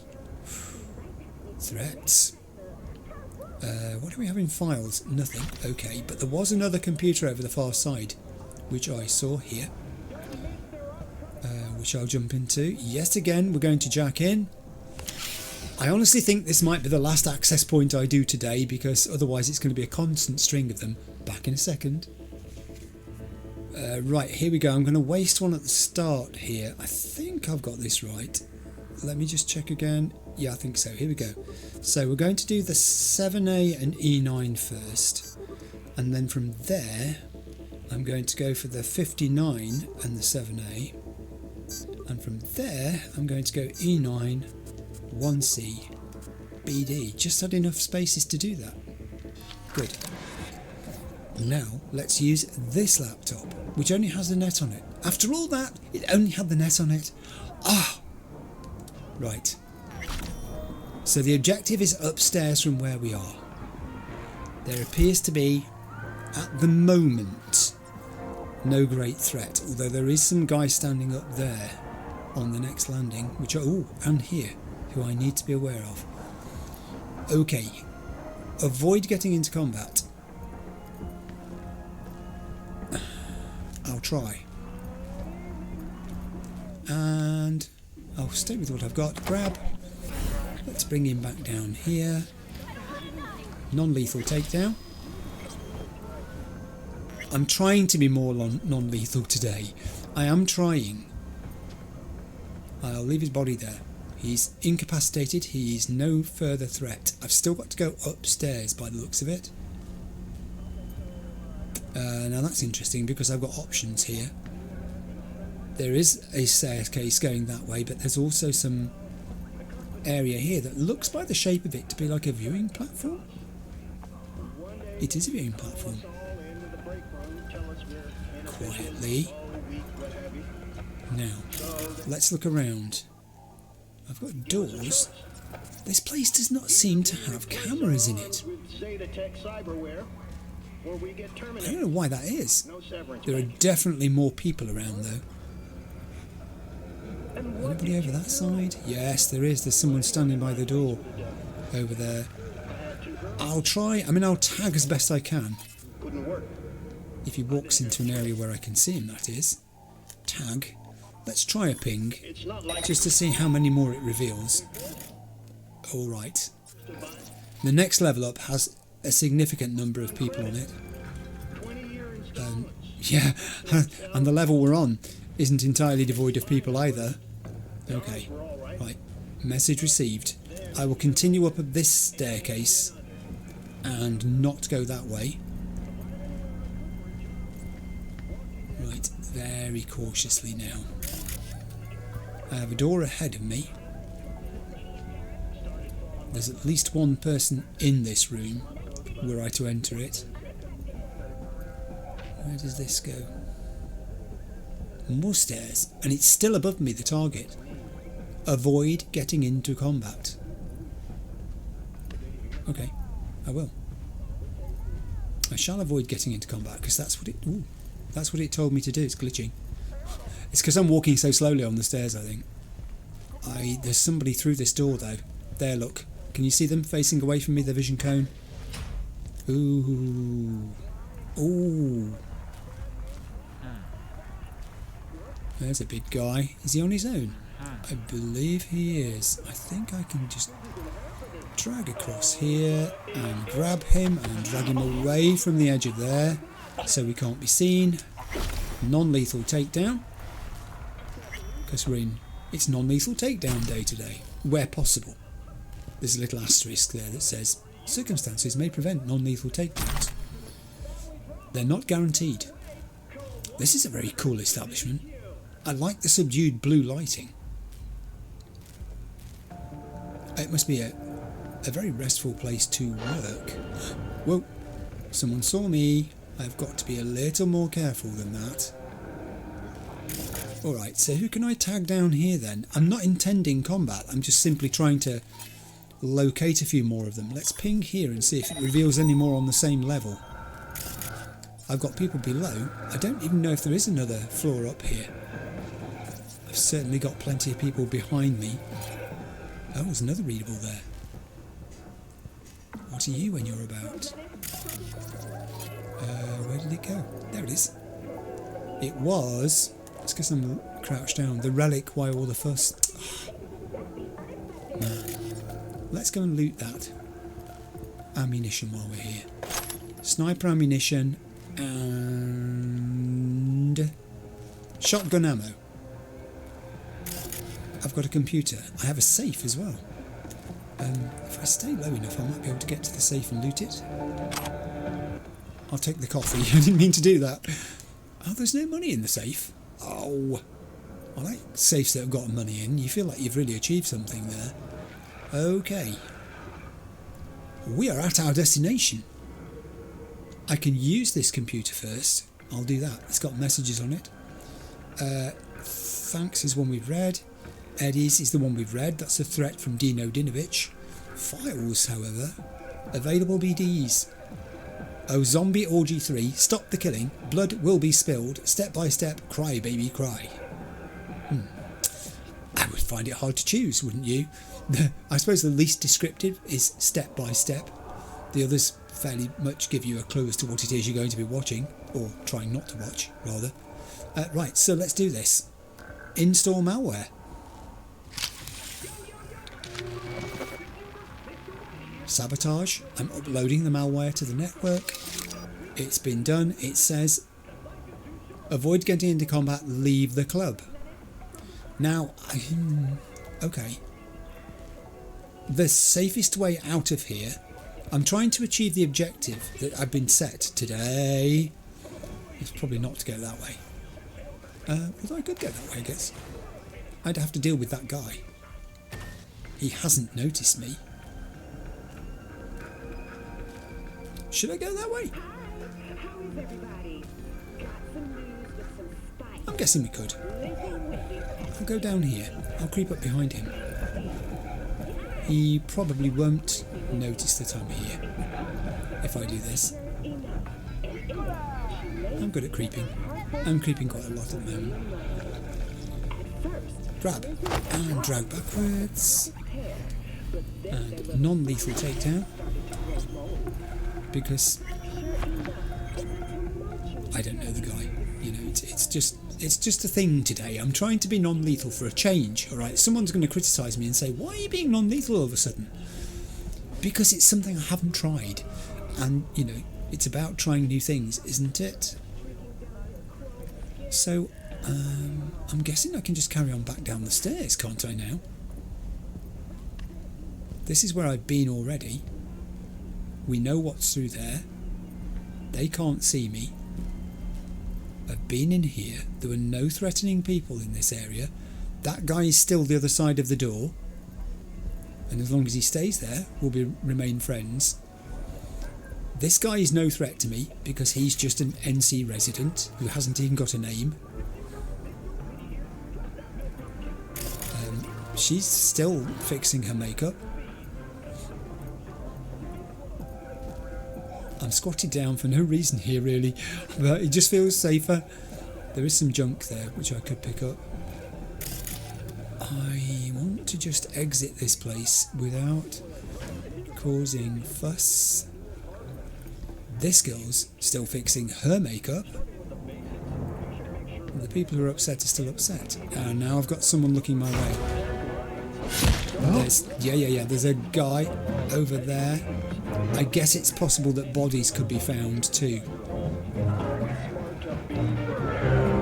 How do I achieve getting out of here without the guy who's over there taking exception to me? He's kind of gone round the corner a little bit. There's my door. I think I can just walk out. You're kidding me! You are kidding! Dino? That's what I'm fucking talking about. Get in, install what you need, get out like it ain't no thing. Gig is closed. Oh, we did good. We really did do good. What's the reward going to be for this then? Oh, collect your reward from the drop point. Ooh, Dino. Yeah, it says surprise. Check the nearest drop point. Got something big waiting with your name on it. Consider it a gentle nudge to make sure you keep taking these jobs in same preem direction. He liked it that I followed the instructions on the gig descriptor. I didn't go in there all guns blazing. In the comments, again, week before actually, someone pointed out and said, do you know, I just wish occasionally you'd go in there all guns blazing. And I said, well, I do go in sometimes with firearm in hand, intending to, use whatever method is necessary to achieve the task. But I have been trying to make myself use stealth a bit more because I don't find it easy. And I tend to sort of have a hybrid approach therefore. I use bits of stealth and bits of firearms where necessary. But today it's actually come into sharp focus because look what can happen if you actually do follow the instructions that you're given by the fixer. I haven't really worried too much about it if it's gone off-piste before now and things have broken down, and you can't be too precious about it because plans go wrong, don't they? You can set out wanting to do one thing, but it just doesn't turn out that way because something unexpected goes on, or you miss a cue somewhere and you think, oh, I should have done that there, but it's too late now, and then there are consequences because of that. Road safety paramount, as I said today. Ooh, there's one of my favourite little cars. Okay, let's go. Oh, don't stop there. I'm trying to cross the road. But it's just a variety of approaches, I guess, when you come into situations like that. Sometimes you can stealth when you don't think you're going to be able to. Other times you think you can definitely stealth and it just doesn't work. And you have to abandon it and think, well, I'm going to have to try and complete the gig somehow. And out comes the plan B, or the knife, or the sniper rifle, or whatever else it is you've got with you. Here is my drop point where I'm going to get my reward. How much is it going to be? I completed a lack of empathy. Obviously with some empathy. Ooh, 48, level up. 2 perk points. And 18,184. I mean, he said big. And I've got to be honest, I thought he meant big.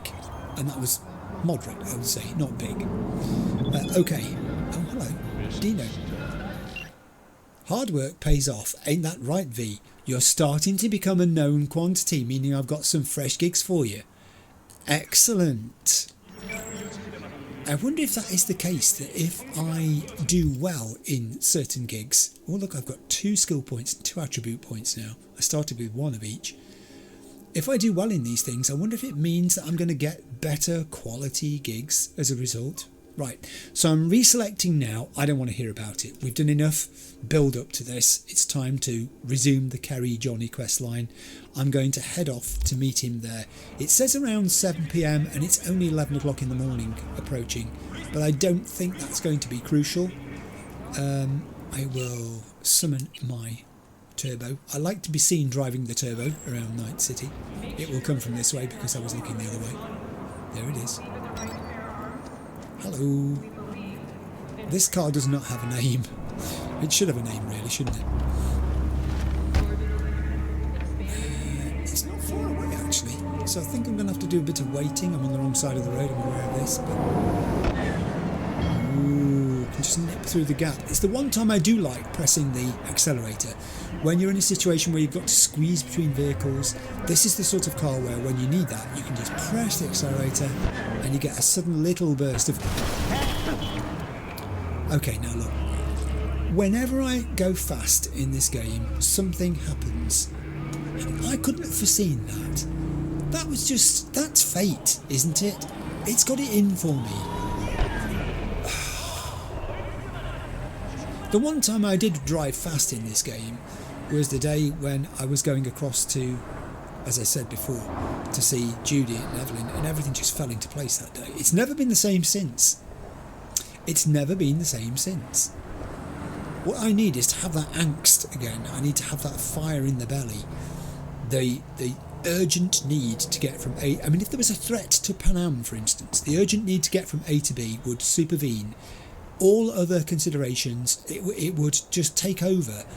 And I'd be there in a flash. I know I would. It would be the same for Judy now, to be fair. If she was to phone me from Oregon and say, help, I'd be there very, very quickly. I drive fast.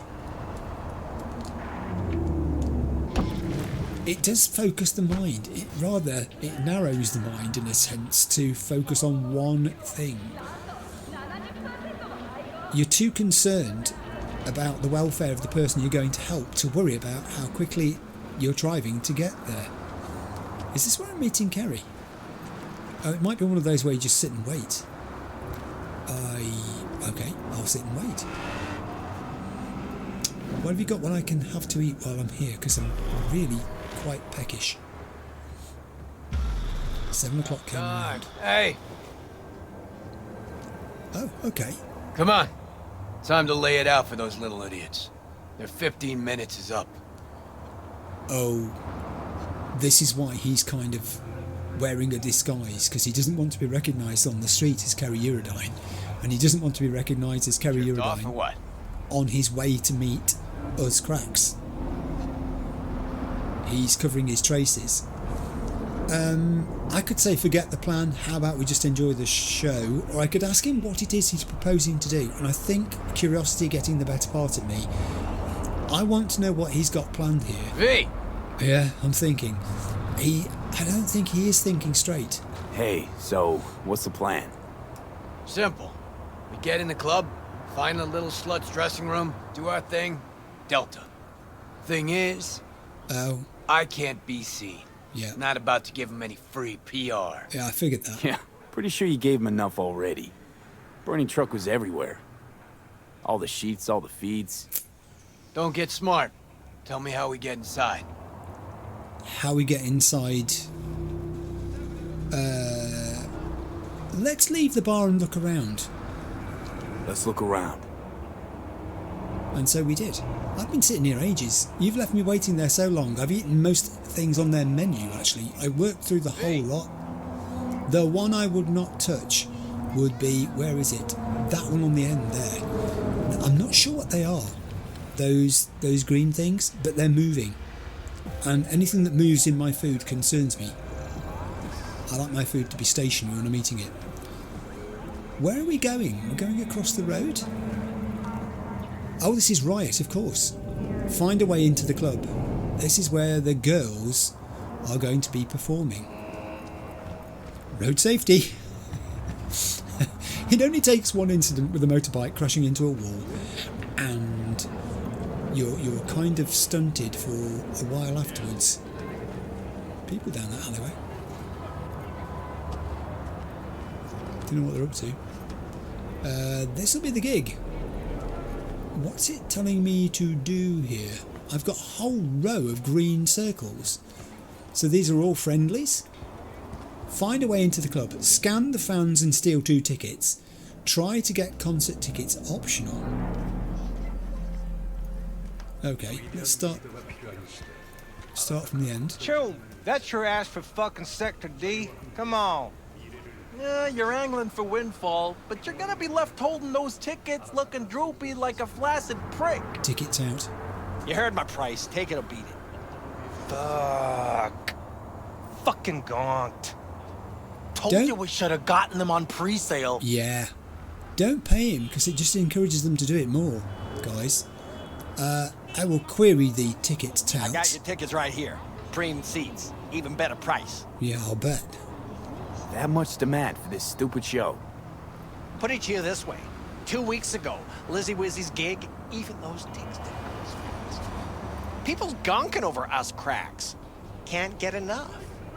People are single-cell amoebas. Swarm anything advertisers throw at them. Whatever, but I'm down to my last 2. Want them or what? Well, I mean, it would be a quick way of getting in. It just simply says find a way into the club.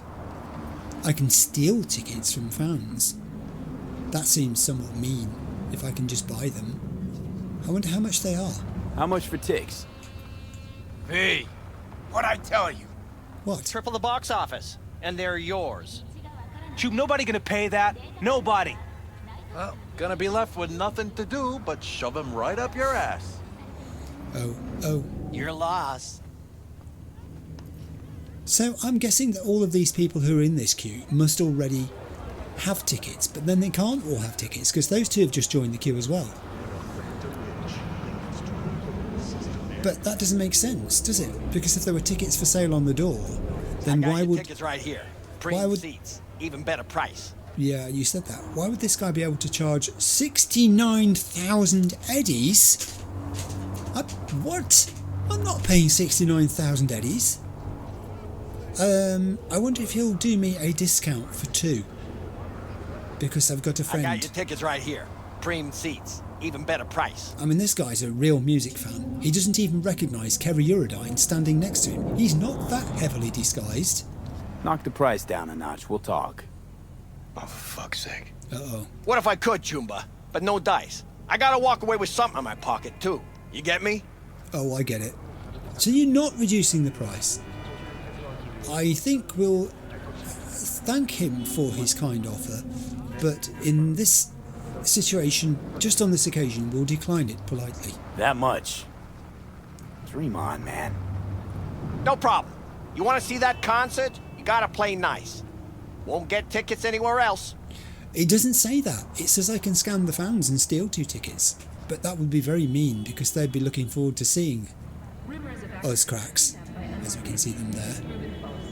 And then they wouldn't get their evening entertainment, which they've worked so hard for, and I can't do that. I got your tickets right here. I'm going. Seats, even better price. I'm going to scan the crowd. I'm going to work the crowd. Hi. Okay. What do you want? I don't suppose you've got any spare tickets, have you? Because my friend and I, we need to get in there. You want to have a good time? We do want to have a good... Oh, you're talking to her. Sorry, I thought you were talking to me. That's going to be a no then. They've got no tickets for me. I think I'll have to get the other side of the barrier to be able to look at everybody. I'm not paying 69,000 eddies for it. I'm just not. There must be other ways of getting in there. Hey, fanboy. The game just saved. I don't know why. He's got his samurai shirt on. Everything's connected, isn't it? Everything's connected. He's saying, yeah, okay, I got the tickets. Sure. Where are you? I'm in the queue. No, I'm on my phone. Yes. I'm not with somebody else, he said, standing next to 2 young ladies. Oh, hello. I'm just flexing my muscles here to show off. Or either that or he's been standing in this queue for 30 hours. High level chrome. I don't think this is going to be revealing. I think these are all just fans. Nothing is showing up that any of them have got tickets that I can steal. Not that I would in the first place, but I'm just curious now as to find out how the mechanic of this works. What's he got on his shirt? Wound. Does it say wound? Wound machine, I think. Those spikes must be a terrible imposition when you're carrying a bag or something, or, you know. When you sit down on someone's sofa, you could puncture their cushions. Their upholstery could be ruined. Samurai t-shirts. People are smoking. I hope because you're not allowed to smoke inside. Alright, I think we're going to have to try and get in. There is a dude here. There's a dude there too, but this one looks like he's a big guy. He's an animal, I'm betting. Tickets? I don't have any, or are you trying to sell them? Is it sold out, really? Sold out, definitely. Apparently been sold out a while. Of course, no surprise there. No, okay. I'm surprised. Kerry. BRB. Hang on, we'll be back. Whatever. I don't know how we will.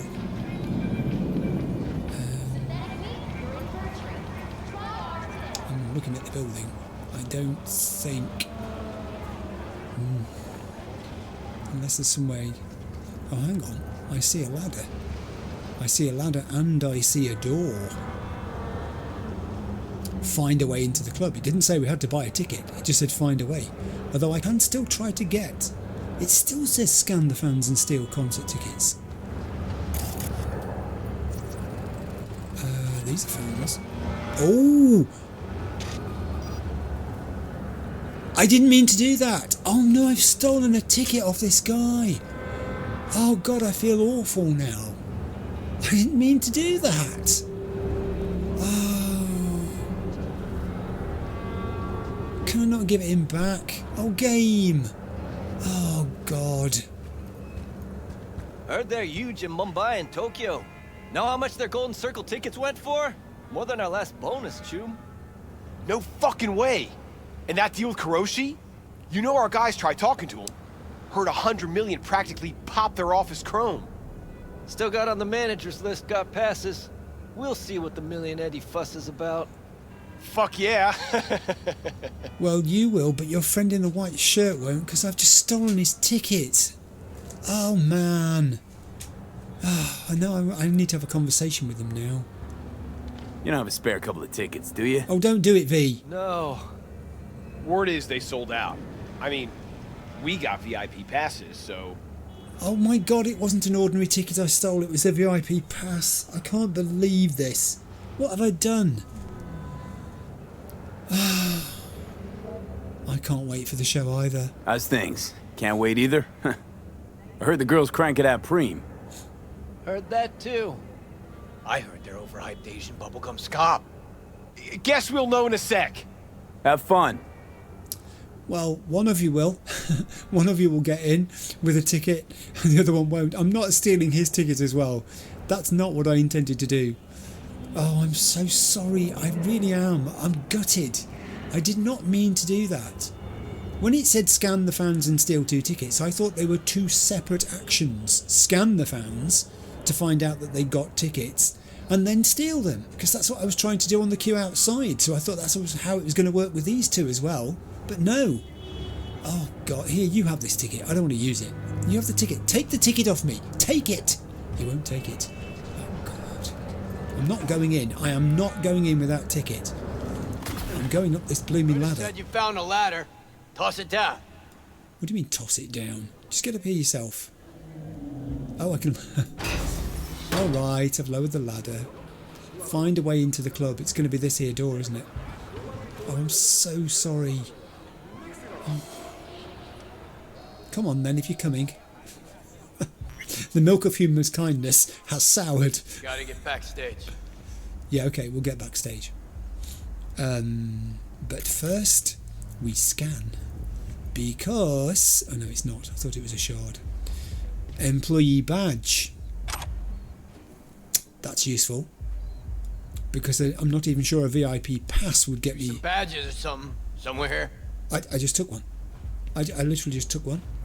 Ooh, we're going out there. Apparently we are. I don't even think a VIP pass would get me backstage, whereas a badge, an employee badge, probably would. Okay, what's occurring here? A DJ is DJing. The crowd is, I mean, they're ramping up for the concert. This is what they're doing, of course. Someone's crying. I hate it when you hear someone crying and you can't see where they are. Is it the girl propped against the wall? I'm not sure it is.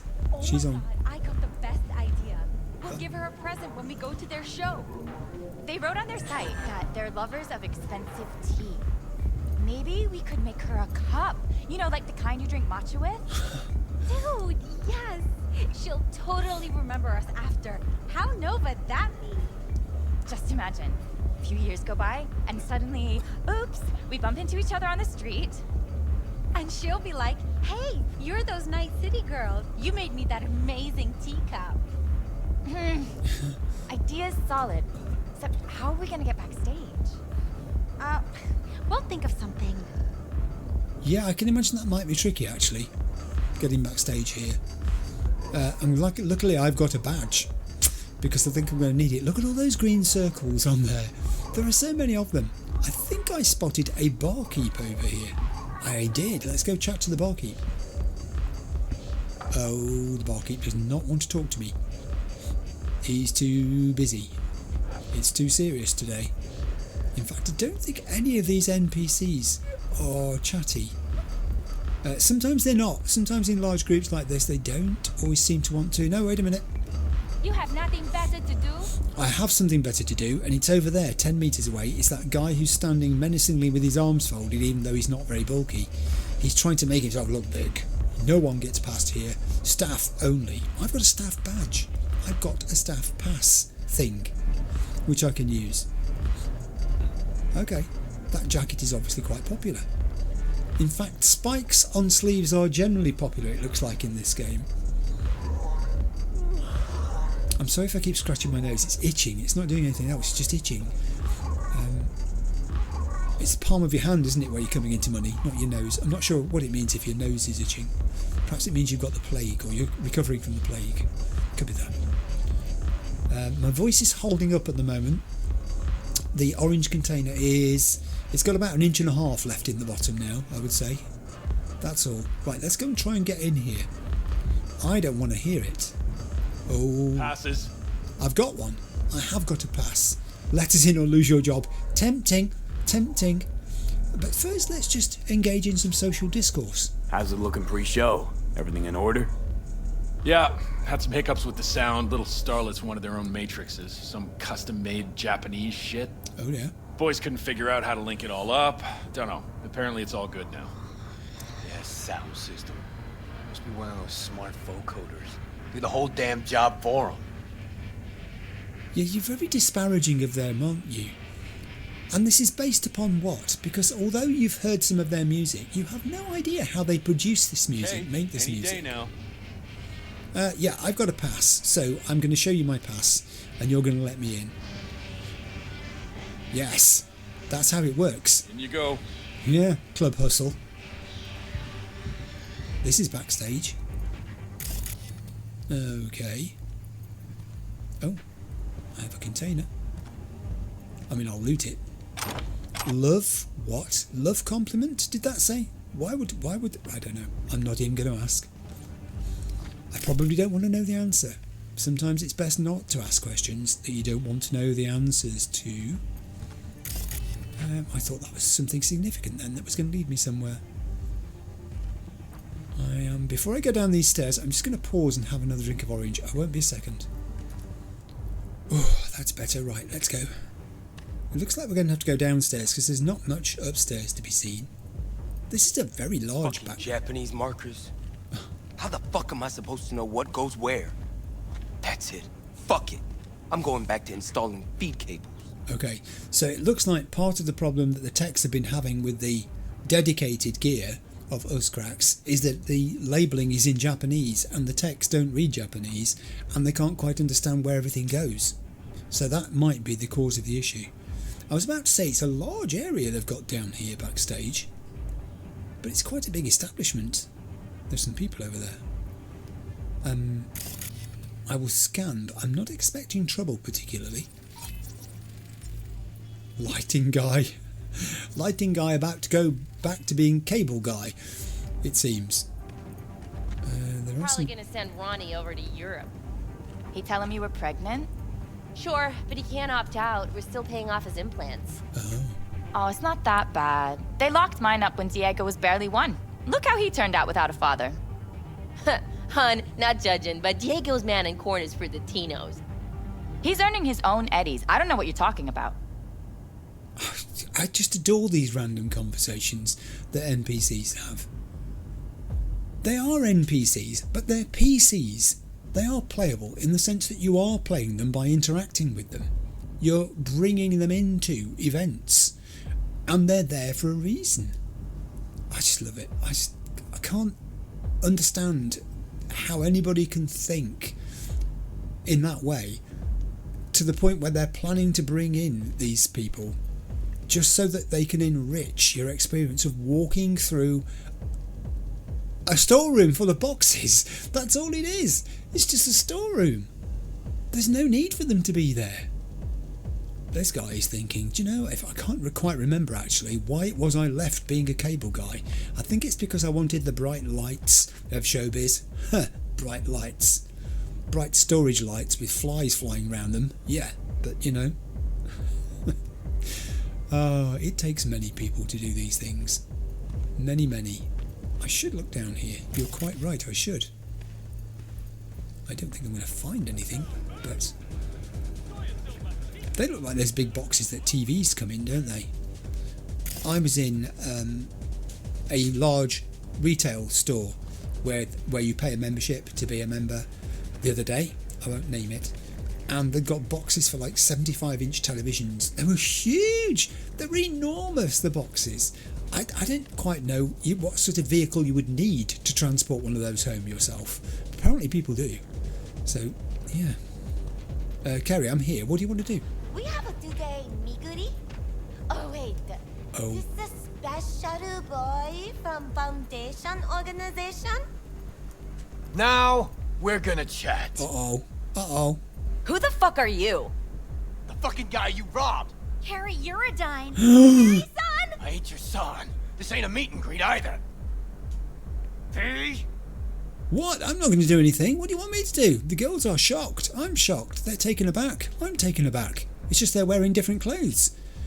What do you say we chill, all of us, and figure this out? That's a very good point. She would make an excellent... Shut the hell up. Our turn to talk. Negotiator. I'm going to tell him to take deep breaths and talk.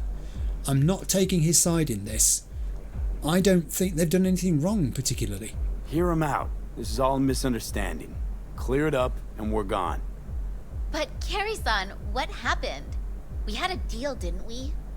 Oh my god. Is this about that N54 interview? What interview? We, didn't mean to offend or anything. Old doesn't mean anything anymore. No wonder the truck didn't get to him. Even dumber than I thought. Oh, now that's an insult. That's not nice. So it would appear that during an N54 interview, one of them, maybe the girl in blue, referred to him as old. What do you want from us, actually? Exactly. I hear one more word and I'm gonna lose it. Dead serious. No, let's keep talking. Hey! What deal? These girls have done a deal with somebody, but not with Kerry Eurodyne. Wait. What's this about a deal? We signed a deal with MSM to play Kerry-san's user-friendly. It's like our new single for the North American leg of the tour. Over my dead body. Don't say that.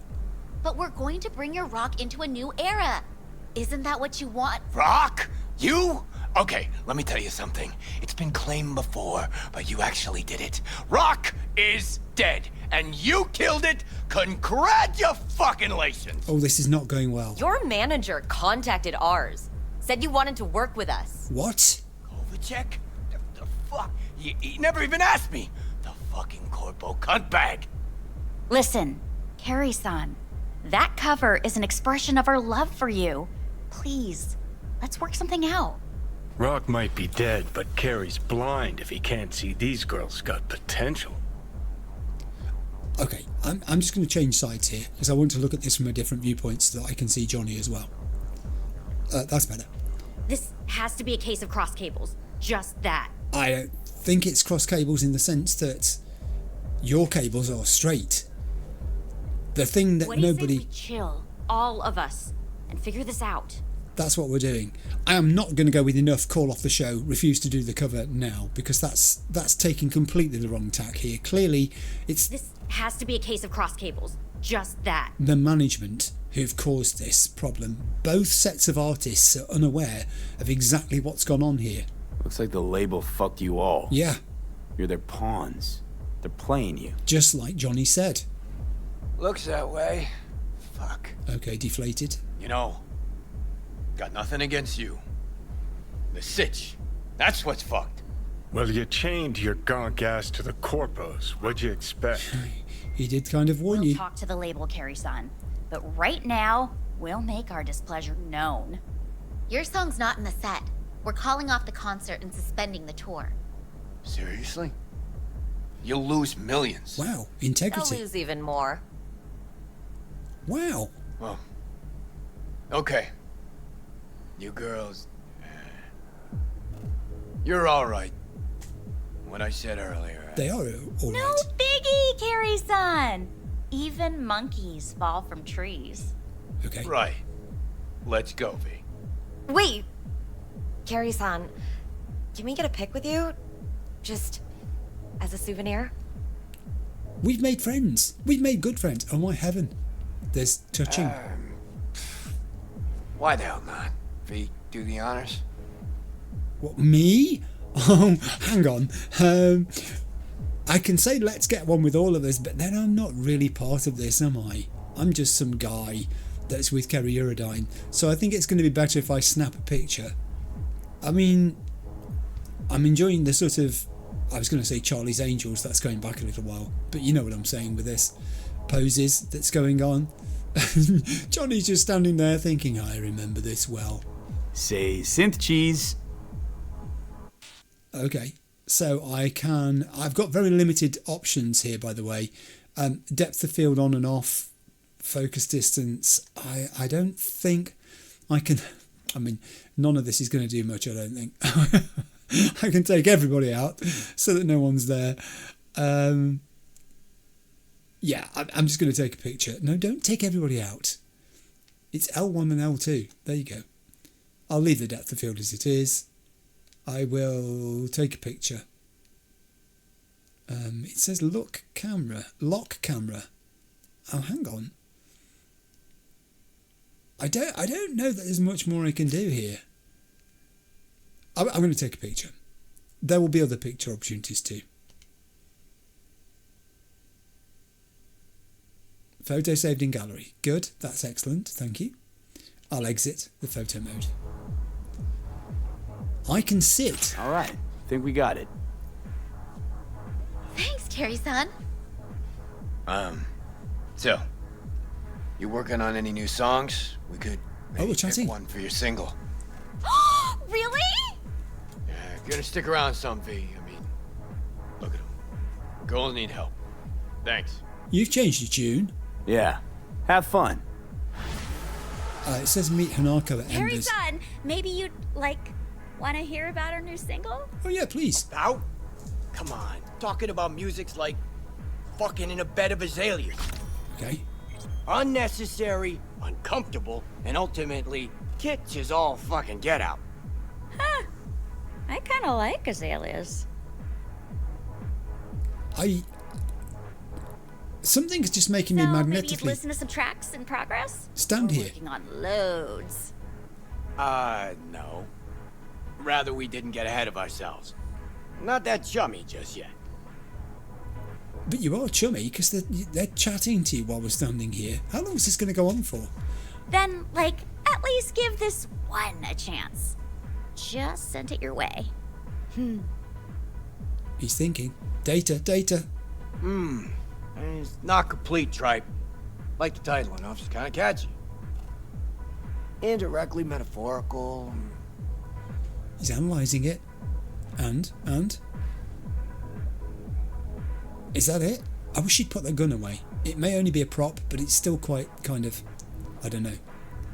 Oh, what was that all about? I thought he was trying to kiss her on the cheek. I think we may have exhausted our conversation. Okay, so I'm going to go this way because it says 10 metres to go this way. So I'm going. I'm exiting the place. Meet Hanako at Embers, it says. He's still thinking about his future, and his past, and his present. Really, you need to talk to someone about this. Don't try to work this out by yourself. There's no need to. Help is available. You should take it. Here's an area where I've not been before I leave. I know it's sending me that way. But, speaker? I've seen speakers before. That's going to be an access panel behind a cardboard box. And you know what I'm going to do? Leave it there. Because I did 4, was it, in a row very quickly, and that was a lot of access panels. Okay, I think we're out of here, which is excellent. Right, I obviously need to check my iPad and look on the map and in the journal and work out where the heck I'm going to go next. Back in a second. It's all about keeping comfortable today because I'm on reduced power, as I think I said at the start. I'm on my second container of orange now. I put a thick-ish hoodie on when I came in here, and it's like 21 degrees in here this afternoon. The weather has changed markedly in the last 24 hours in the UK, and it's not cold. But I was concerned I would feel cold, and now I'm roasting, so we'll see how this goes. I've gone into the map, and I've spotted a reported crime virtually sort of southeast of where we are at the moment. I think some time has got to pass between what's just happened and the conclusion of that gig and the start of whatever follows. So I do have a plan.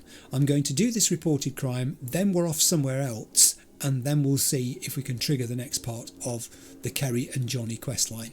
Let's head for this first. I've marked it on.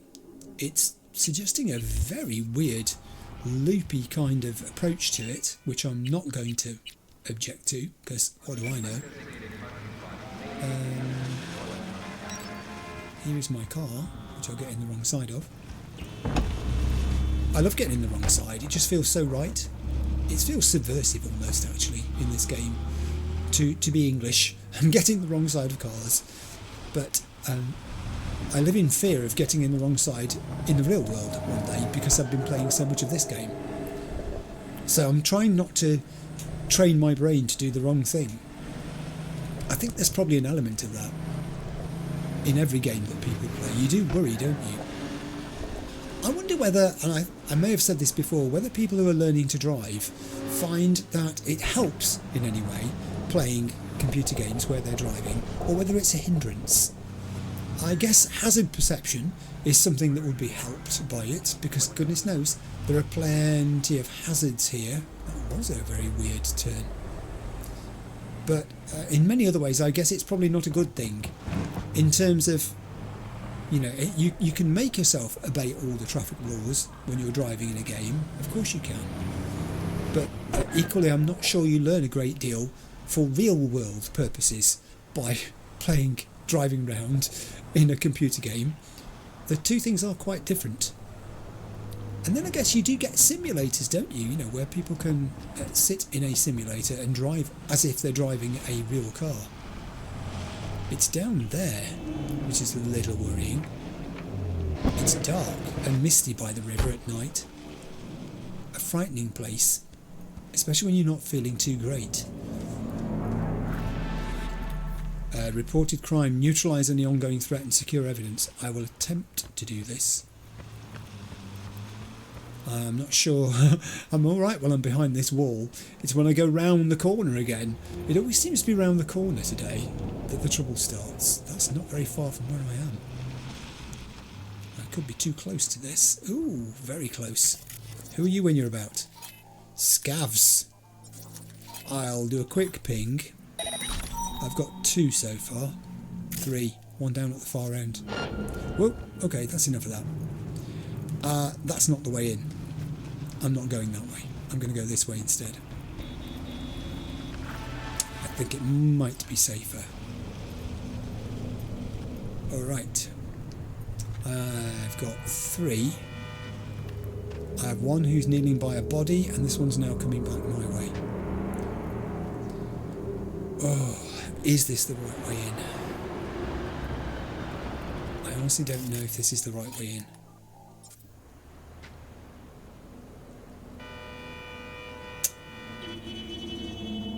When this guy to the right turns away and goes back to the far end, I think...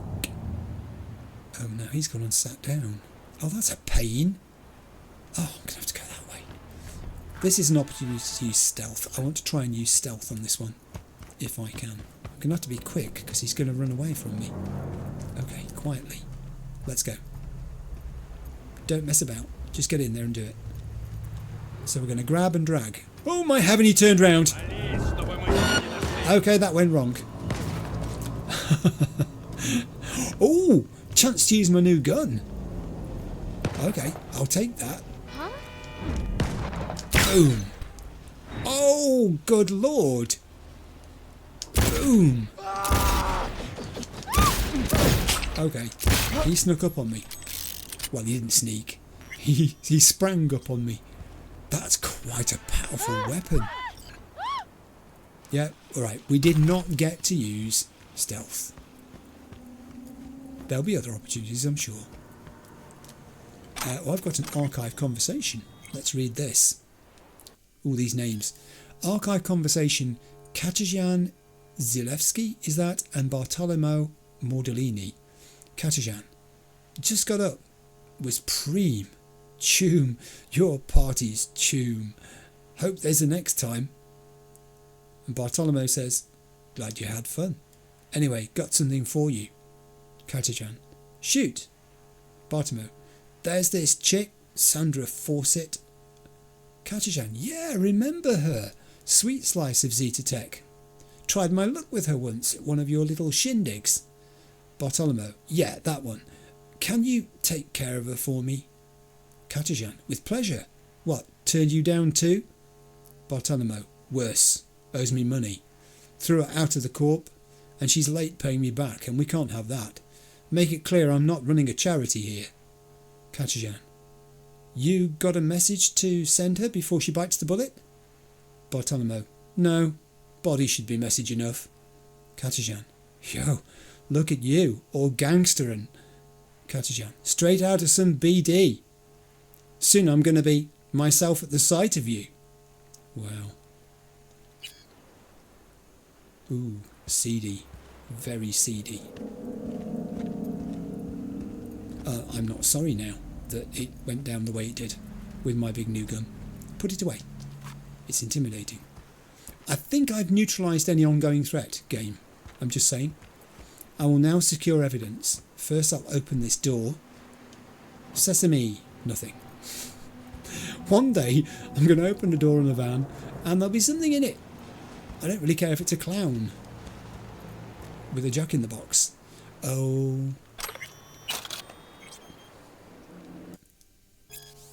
Archive conversation. Sandra Fawcett and Bartolomeo Mordellini.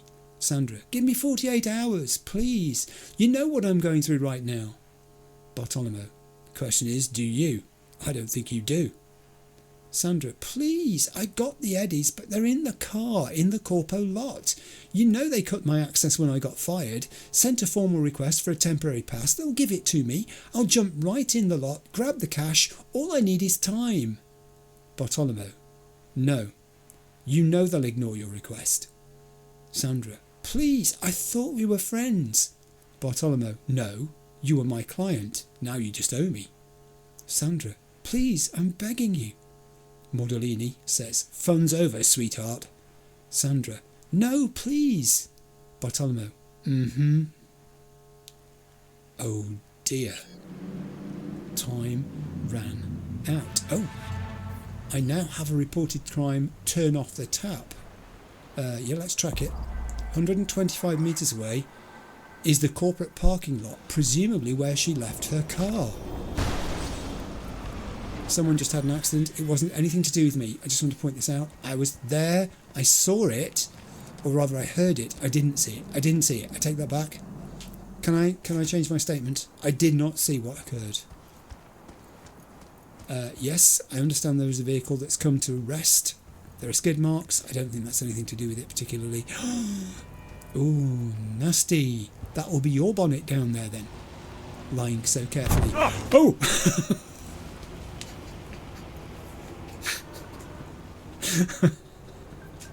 And road safety day comes to an end. It was going so well.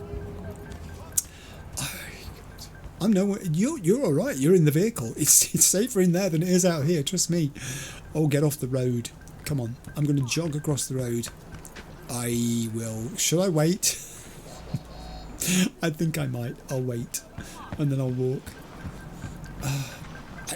Maybe I'm delirious. It could be the illness. It could be. It could be the medication. I've just taken something for the head feeling that you have with it. Veteran guard. What are you doing there? Is what I'd like to ask. And are you on your own? I should have pinged. You're quite right. I should have pinged. I will ping. Pinging has been completed. Oh, there's a bunch of them around. There's a big bunch of them around. There are some explodables. Right. Oh, goodness heavens. He's coming this way. So's he. Oh, there's people everywhere here. I'm going to have to be very careful. I wonder if I can get in that side. Oh, maybe I can't. Or maybe I can. That's it. Get down behind that van. Excellent. Well done. Right, this is going to be a snapshot job. And it's a job for their knife. So, let's go. He's gone. Get out there. Pick up the body. Let's bring it over here. I'm going to dump it behind this van because I don't think this guy goes this way. Dump. I think it went behind the van. Yes, it did. It landed very nicely behind the van. Put the gun away. Let's just go with the knife. All right. Okay. Oh, he's coming my way. Duck. No, I don't. Oh, I was about to say I don't think he's being observed by anybody else, but he's literally staring straight at me. I'm trapped. I'm trapped. I can't move. I've got to wait now until he moves away from where he is. Ah. What should we talk about while we're waiting? Microphones. That came up as well. It's a comment that someone actually made to me in real life. When I was doing the thing with Mrs. Clivical sat next to me and we were choosing clothes, I had to do some rearranging of furniture in the room, obviously, because I'm not used to having two chairs side by side, but also the microphone. And I was still using this single microphone, the Razer Siren Mini that I had. We did move it closer to us. I built out a little sort of shelf from the desk where it normally sits so that it was closer to the pair of us, and I think it worked okay. But the other thing that occurred to me about this whole thing was that I was watching a video the other night of a guy who mends radios of all things. I think I've mentioned before that I was into amateur radio at one stage. That one's moving away, so he can go down. I will dash out here and pick it up. I'll go back to that in a second. I'll tell you what I was talking about in a moment. Pick that up. Pick up the body. Let's go. Oh, it's a long way. This guy's heavy. Yeah, so as I was saying, I was into amateur radio for a good number of years, and I still do like radio, so I watch videos of people sometimes when they mend old radios, old valve radios and things like that. It's quite therapeutic. There's a sort of ASMR quality to it as well. But this guy was wearing a radio mic, and it suddenly started me thinking about that might be a thing worth having for next time Mrs. Clivical and I do anything together of this sort. It's pointing me over there to that. That's really weird. That's outside. What? That can't be right. There's nothing there. Search Sandra Fawcett's car. Well, Sandra Fawcett's car's not here. I don't know where it is, but it's not here. That kind of had a circuitous path there, saying maybe I'm on the wrong level, even. Oh, hang on, now it's changed again. Okay, this one's going to have to go as well. Again, I don't think... Oh, there are cameras. Let me turn that camera off. And then I'll take control of it. I'll just have a quick look around. This is where I am. That's the robot. They've got robots here too. Okay, let's go backwards a camera. That's where I am. That's literally where I am. There, look, crouched behind that rather splendid flower display. Okay, and this is not the same level. That's a Columbus Freight. There's another veteran guard over there. There's another... What is that? Robot down there. Okay. I mean, it doesn't say go through this one without any combat. It says search Sarah Fawcett's car. Sandra Fawcett's car, I beg her pardon. I will not speak ill of the deceased. Alright. Well, I think we can take this on then. I might use the remote capabilities of the camera to assist me with this somewhat. So if I go back to the original camera here, was there not? Yes, there was. Distract enemies. Come back, come back. Ooh, nearly went past. I can get rid of you, can't I? Kaboom. Robot down. Can I do that to any of the ones on the upper levels as well? Is there anything up here that could be made to go boom boom? Not really, unless I blow up a vehicle. And I don't know which of these is Sandra Fawcett's car. I mean, it won't be that one, but that one can't blow up. Good point. Good point. Probably better not then. Let's... Oh, didn't see you hiding there. This one might do some damage though. We could do that one. Should we try that? Is it going to work on anybody? No, it's too far away. It's too far away. And there's a lot of people up here actually.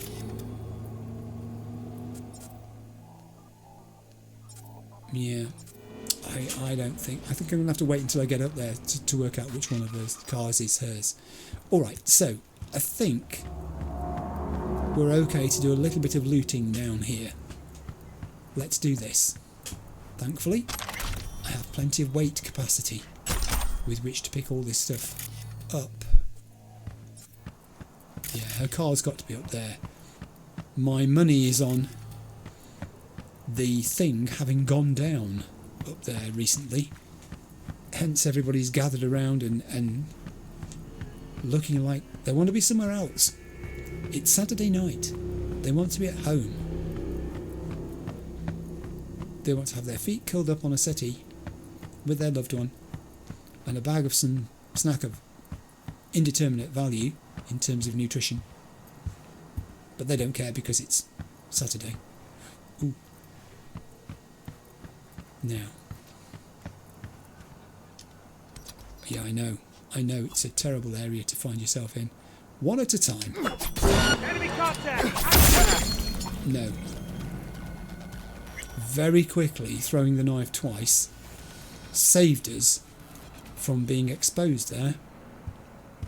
Good job I had my wits about me. Which is amazing considering I don't feel like I've got my wits about me at all in some ways. Oh, now came a robot. I don't know whether robots are susceptible to this. Let's find out. Huzzah! Yes, they are. It's all about the timing, isn't it? Okay. That went better than I expected. I'm not going to try and hide the bodies because that's just a fool's errand. I will try and pick off another one or two. You can go. I think he can probably be seen. Or can he? Is that guy's vision cone... They do overlap, but I don't think he's actually looking at the body of the guy, so maybe he would not see him. Perhaps I can actually afford the time to loot these bodies. I don't intend to come back this way. What happened to my robot? Where's my robot? There's my robot. Oh, down. Pick that up. And there's nothing to loot there because it's a broken robot. Okay, this is it. I'm going to try it and see what happens. It's a long way away. I'm going to allow a little bit for knife drop, but not too much. I think that's plenty. Go! And again. Same again. Doing it twice very quickly in succession. Yes, I did lose my voice there. Doing it twice very quickly in succession did do the job. Alright. I don't know. I know what you're thinking. There are cameras up here.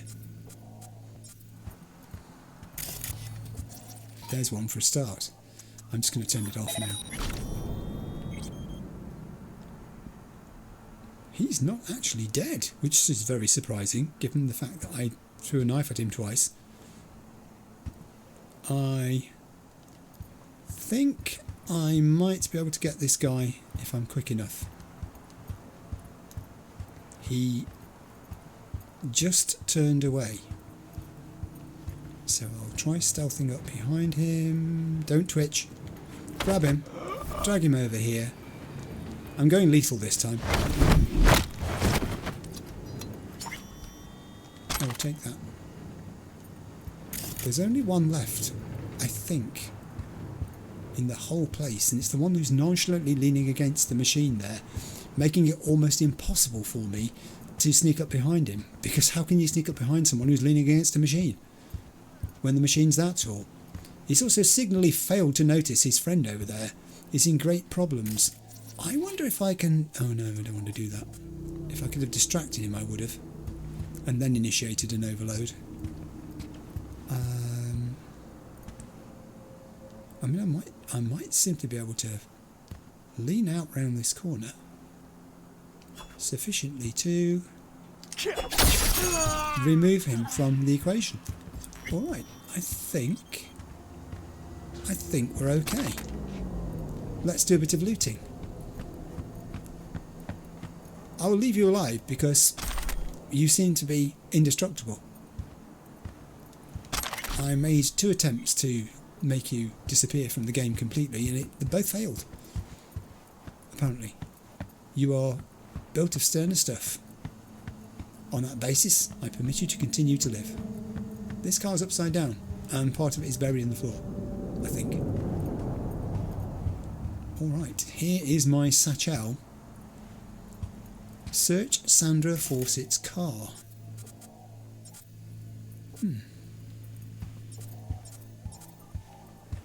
Which is Sandra Fawcett's car? Does anybody know? They're all just identifying as cars. The indicator is on the NCPD satchel over here. Unless this was her car and now it's upside down. Their satchel is floating in midair. I will take that. It says job complete. Turn off the tap. We've done it. We've turned off the tap. Excellent. Right. Put your knife away. My voice, did you hear that? The very top notes are starting to disappear slightly. I do need another drink of orange, clearly. Yeah, I'll consult the tablet and the map and the journal and work out where we're going from here. Back in a second. Right, I've been into the journal. I've turned off Meet Hanako at Embers, which it automatically defaults to all of the time. On the map, I've selected that we're going back to H10. I need to go to sleep. It is something like midnight, I think. Yeah, it's 10 to 1 in the morning, and I want to pass some time within the game to make the next part of Kerry and Johnny's quest trigger. So that's the plan. Microphones I was talking about, yes. The idea of radio microphones does appeal to me. I was listening to the sound quality. I watched 2 or 3 videos of wireless microphones and people using them. The thing is, of course, it gets you back some real estate in your desk. Now, I work on a very small desk. It really is a small desk. It's one of the IKEA desks that you can get, a sort of student desk. It's perfect for my purposes in the sense that I've got everything I need on it, my drink, my microphone, my keyboard, my laptop, there's space for my pad when I'm writing and those sorts of things. But nevertheless, Not to have a microphone in front of me would be a benefit. Occasionally, when I'm using the controller, I will bump the microphone and have to squeeze. Apologise for it, or breathe in there, please. Not very often, but it does happen. And, not to have that would be good. They've come on a long way, wireless microphones. The ones that I was looking at and watching YouTube reviews of were tiny. They're like the size of a small matchbox, and they have a magnetic clip, so you can put the magnet inside your clothing and they just adhere to it from the outside. They have quite a long range. I think it was like hundreds of meters that were spoken of. I would never need that, of course. But the thing I was most interested in about them was the sound quality, because I was concerned about whether there would be a significant difference in terms of a reduction in quality, between that and using the desk microphone that I'm using at the moment. And I was kind of reassured by the reviews that I watched and people using them that there was not. It's all about processing in the end. It's all about managing your expectations too. It's not studio quality recording. Very few YouTubers can afford the sorts of equipment and have the kind of arrangements in their rooms where they get studio quality sound without an awful lot of work. So you have to cut your cloth accordingly. But I just thought it would be tremendously useful, because in a situation where both myself and my wife wanted to be making a video together, you can get these things in pairs that use the same receiver, and OBS simply treats them as another sound source, so you can add them as a sound source. You can turn off the microphone as a sound source, the desk microphone, so you're not getting any sort of conflict there. You don't even have to uninstall it, from what I've been told. I think you can actually keep the desk microphone enabled as such, so you can have it as an option, but you're simply not using it on those occasions where you want to use the wireless microphones. So where the heck am I going? I don't need to go there. I need to go around here. I'm lost in my own apartment. So yeah, it's something I thought I would look into, and I was pleasantly surprised when I looked at the cost of them to discover they're not as expensive as I feared they would be either. Right, I'm back at H10. So my plan is simply to go to sleep and shower. I'll do those things and I'll meet you downstairs in the morning. Good night, everybody. Right, I've been home, as you know, I've slept, I've showered, I've come downstairs. Whilst I was doing that, my phone went, so I've had a message from someone. Nancy Hartley, not Kerry. Hey V, you see the news? I'm sort of messaging just to brag about my prize, but also to say thanks. This piece couldn't have happened without you. Okay, I'll admit, mostly I wanted to brag. Nancy Rocastle? She's married? Receives Pulitzer? This has to be the data that we smuggled out of her interview with Royce. It was that explosive? It was that much of an expose on all of this? She's big league now. I am happy for you, Nance. And she's not replied because she's famous now. She's got a lot of calls on her time, and I'm just some guy she used to know who helped her. And here's Kerry Eurodyne calling me. Kerry, hey. You have plans this evening? Cancel. Okay. Go to Dark Matter on Woodland. You might not know the place. Don't really advertise. Well, what's the occasion? Us cracks. We never celebrated our little victory. Go round back and tell the bouncer you're with me. Let you in, no problem. Don't be late. I promise I won't. I've answered the phone. I've got to go to the given address. That's a given. I'm curious about why we're celebrating our little victory. In what sense was it a victory? I thought if it's a victory, then it's the victory of the artists over the management, because we kind of united, didn't we? Go to the given address. I very shall. Now I'd like to do an NCPD gig on the way. I've pretty much cleared out the area around H10. It was one of the things I did fairly early on. I'm not going backwards on myself. It looks like I've got two options here that are close to the road. The closest one by far is this one. Oh, it's a suspected organised crime activity. That'll be a little bit more complex. Do I mind? I said I wasn't going to do one of those today. I was going to focus on assaults in progress and reported crime maybe. What's this one? That is an assault in progress, but it is across the river. So it's not as close as this one. I will do the suspected organised crime activity. I might be able to do some, I don't know, stealthing attacks. We can try it, can't we? We'll see. And it's kind of 3/4 of the way, 2/3 of the way to where I've got to go anyway. So that's good. Very well. Where did I leave my... Oh, there I left it. Car. It does look good in the sunshine, this car. I love the way the light reflects off it. Look at the pattern on the door there. Where the decals are, where the writing is on the wall of the car door. There's a sort of actual texture that you can discern in the paintwork. It's just stupendous. It really does look metallic. How do you achieve that on a screen with pixels? How? It's just amazing. Okay, I'm going to drive there, and we will detour to do that NCPD gig, which I have selected. Let me just check it's actually showed up on the map. I didn't. I did select it. Yes, good. It has selected. I didn't look to see if I got the little line, because it's mostly along the same yellow line that we're on now. The greeny teal line is along the same line as this when we get a bit further along. 900 metres away, in fact. It's very easy to drive fast in this car without realising you're doing it, but it is nippy. Say, for instance, I wanted to undertake this car. You can just do it like that. It's effortless. A beautiful afternoon too. We've had all variations of weather in this game so far today, and that rain where those people were doing the exercises. You could say it's sort of fitting, you know, that they would ignore the fact that the weather was inclement and just soldier on through it because they were in a different place in their minds, and it's all part of the experience, isn't it?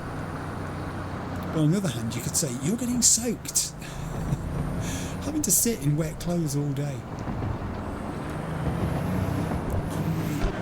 We'll just nip in between these vehicles too. Now, I don't want to go too far here because I think we're there.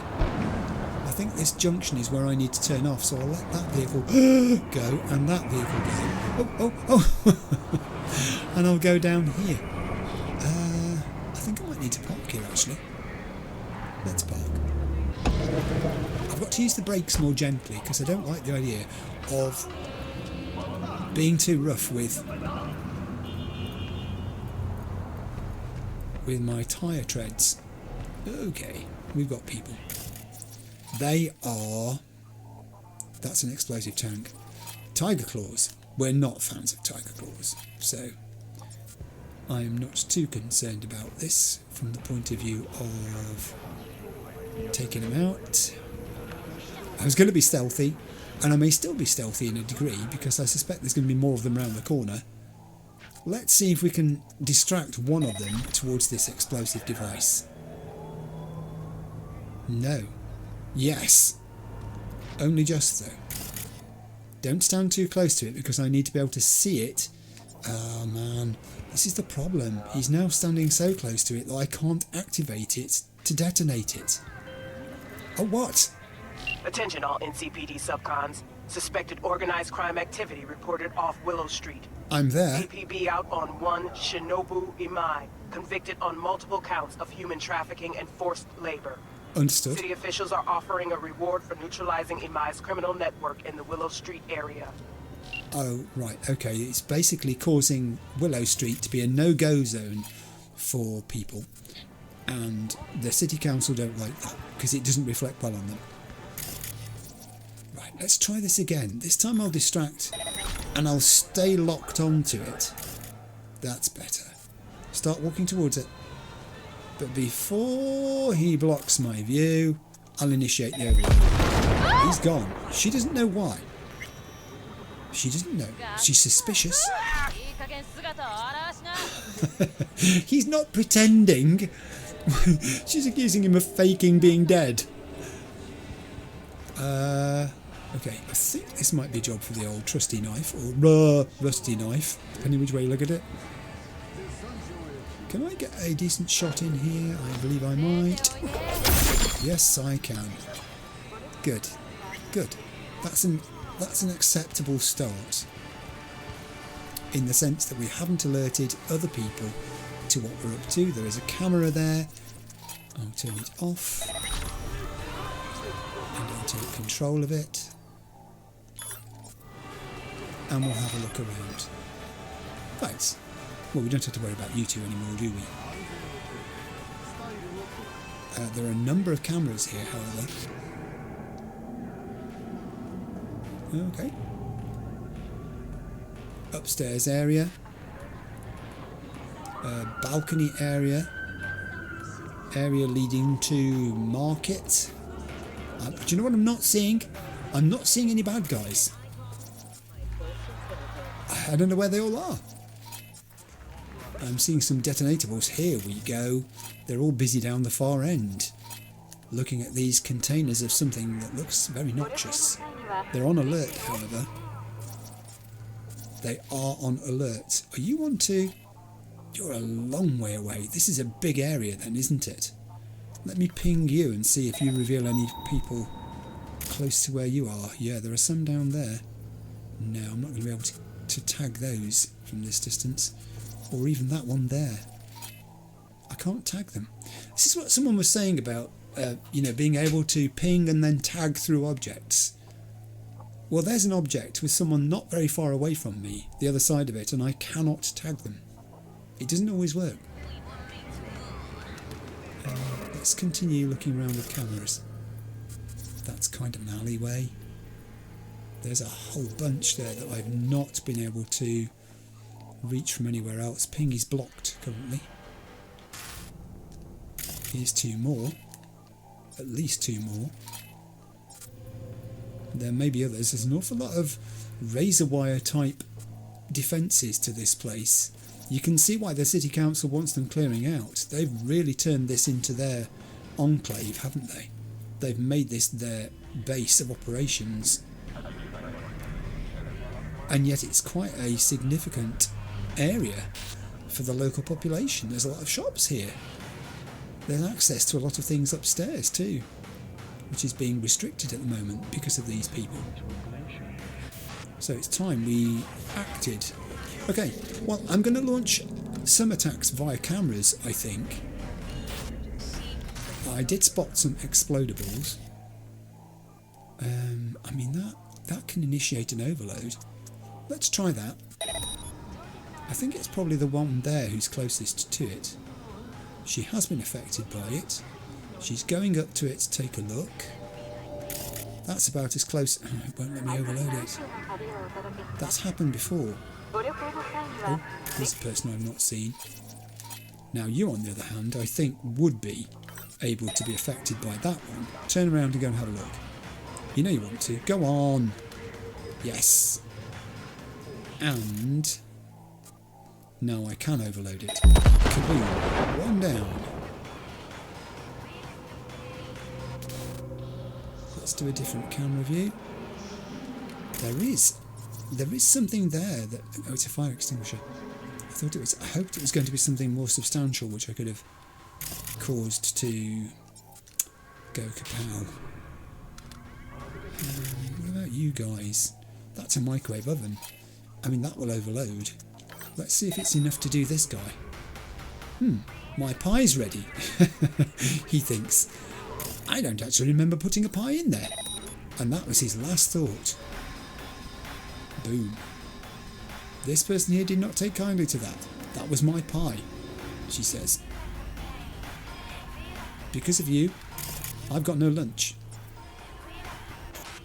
I'm going to keep flicking around and seeing what's possible.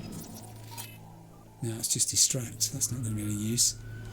I'd quite like to get her near something that will go boom. What's that? Oh, hang on. Yeah, I don't think he's close enough to it, and even if he is, I don't think she is, I beg your pardon. Yeah, it's one of those ones where if you do it with a light, it seems to allow you to distract, but then you can't overload it. I may have reached the point where I've done everything I can do without physically getting in there now. I believe so. Let's go in. Right. There are numerous cameras.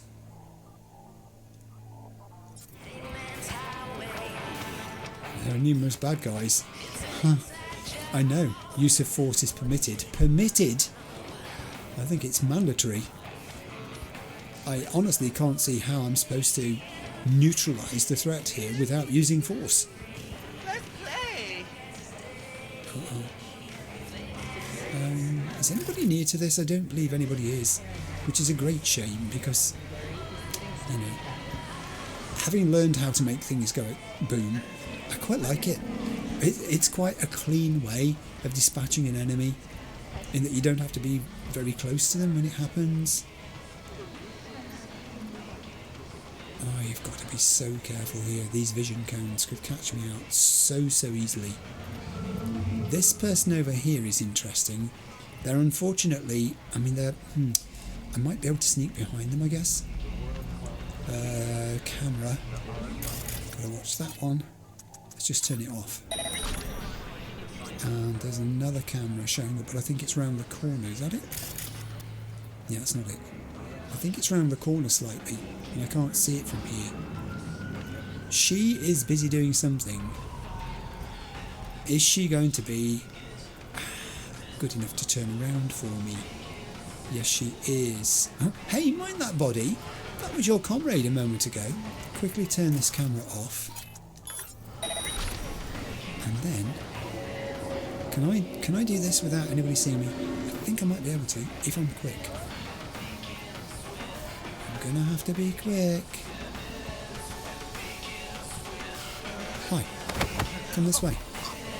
We'll just pop round here and I'll non-lethally take you down. Oh, hang on, what happened there? Non-lethal takedown. Something's just gone wrong. The game has frozen. The game's frozen. I'm holding this person and I can wiggle my controller and do anything I want and I can't move. So I'm going to have to just bump out and reload from an autosave. I hope there is one nearby and I'll catch up. Back in a second. Okay, I've managed to reload from the autosave that was quite close actually to where the game glitched. So I've relocated myself to where I was before. I'm going to carry on exactly as I did previously. I will have to turn off this camera, which obviously because of the glitch hasn't been turned off now. I've already turned the one off on the far wall and it's time to approach this person and take them out. And I'm not going to take any chances this time. Instead of dragging them over there where that cylinder is and the large speaker is, I'm going to grab them and drag them this way instead. And we'll do our kill here. Right, they are gone. I'll take their components and we're back in business. Alright. They don't actually bother me, game glitches like that, bugs. It's just a fact of life sometimes that they happen. Given the complexity of what you're asking, the world to do that's been designed, I think it's inevitable they will happen. And actually, would I prefer a game that had bugs and had been designed, conceived, produced by humans, or would I rather have a perfect game that was soulless, produced by AI? Well, give me the former every time. So that's where my mind sits on that issue. We've had this discussion before. I think AI is a very useful tool, and that's how I'd like to see it stay. A tool, something used by humans for the purpose of enhancing their creativity, not replacing it. That's just how I see it. Other people may differ. Probably do, actually. I'm aware of the fact I'm getting old. I've got some views which are quite old. But you know, that comes to us all. No. I should have turned you off and I didn't. I've just made a terrible mistake. And now I'm going to pay for it. Let me just retreat slightly. Far enough or not, do we think? It might be or not. No, not that weapon. I'm wondering whether they're going to go back to patrol routine if I can keep out of their way long enough, or whether they're just marshalling forces to come after me.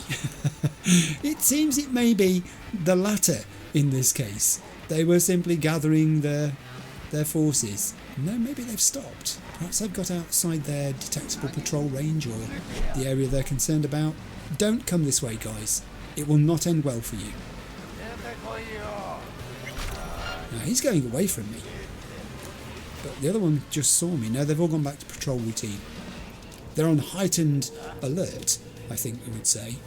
Oh, goodness me, I'm being careless. What was that, another camera? Or was it a person? It could be a camera. I'm looking, I'm not seeing. Gosh, that's good, isn't it? They really are amazing, these holographic representations. Right, okay, this is going to have to go the other way. I think we've stealthed as much as we're going to stealth here. I'm going to go old school. And we'll start with a grenade right there. Boom. 2 down. At least 2 down. That's quite a nice funnel there, where they're going to prefer to come. And that's excellent for my purposes.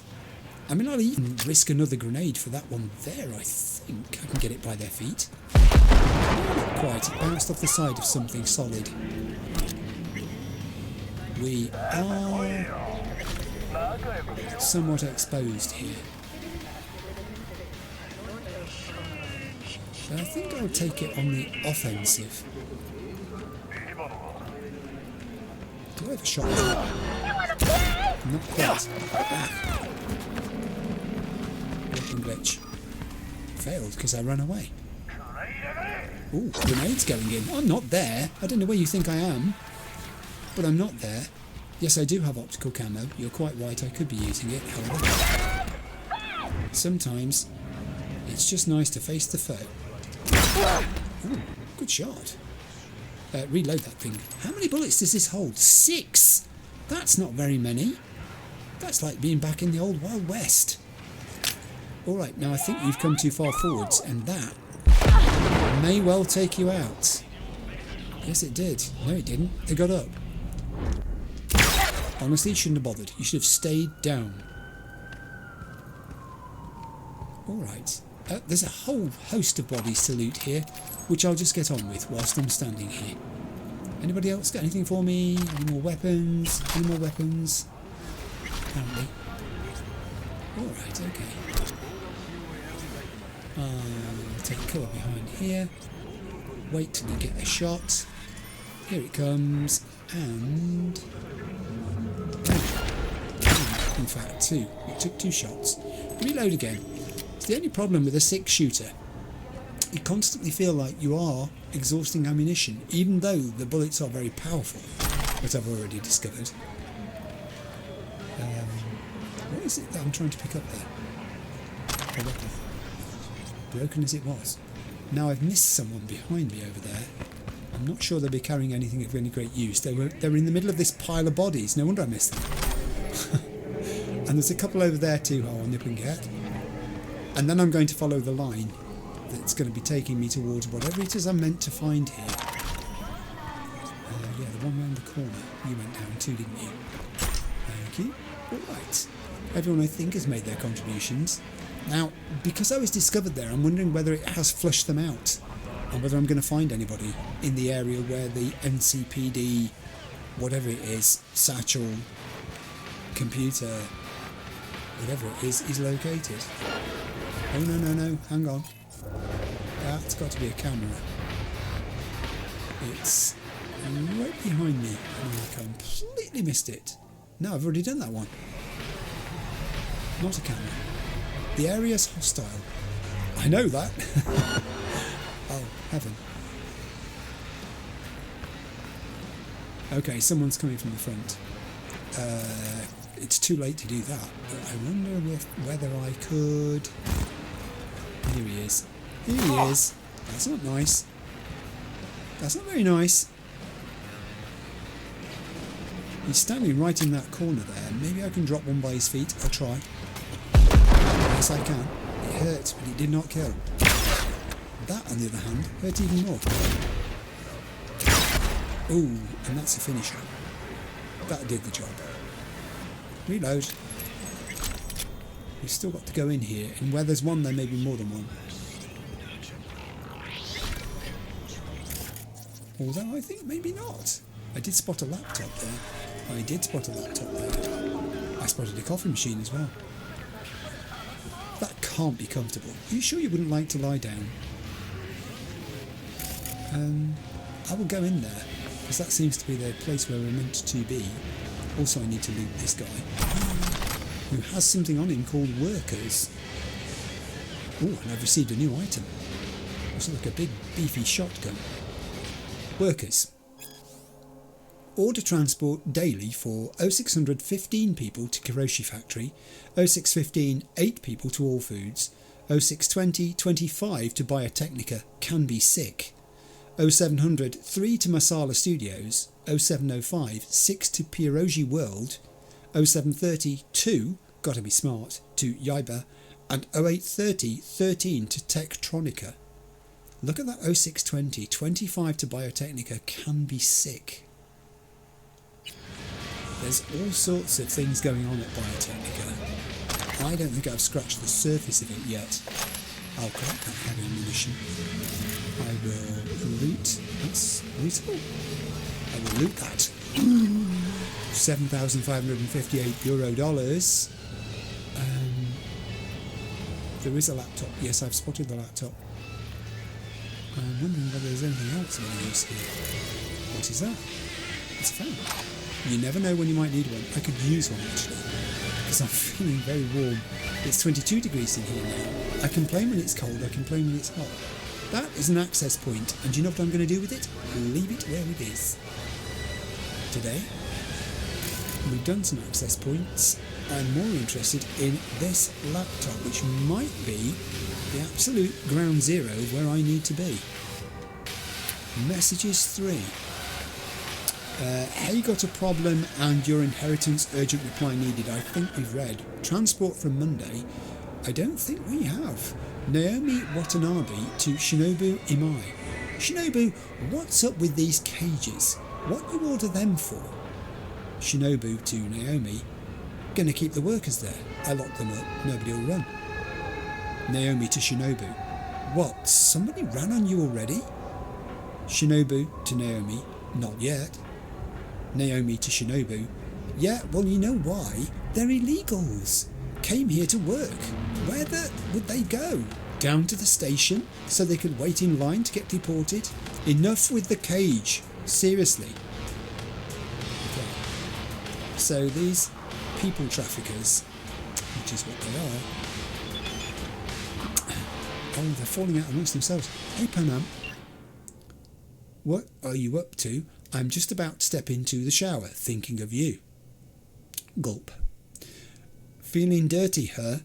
Think there's room for two? Could wash your back, kiss your neck, and I might not stop there. I'm wriggling on my seat. I'm wriggling on my seat.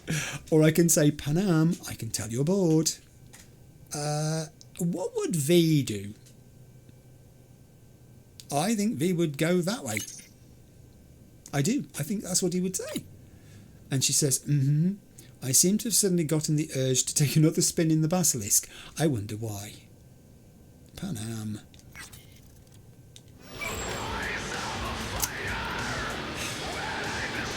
Honestly, I've totally lost track of what I was doing. Yeah, we're out of here. We've done it. We've completed the task.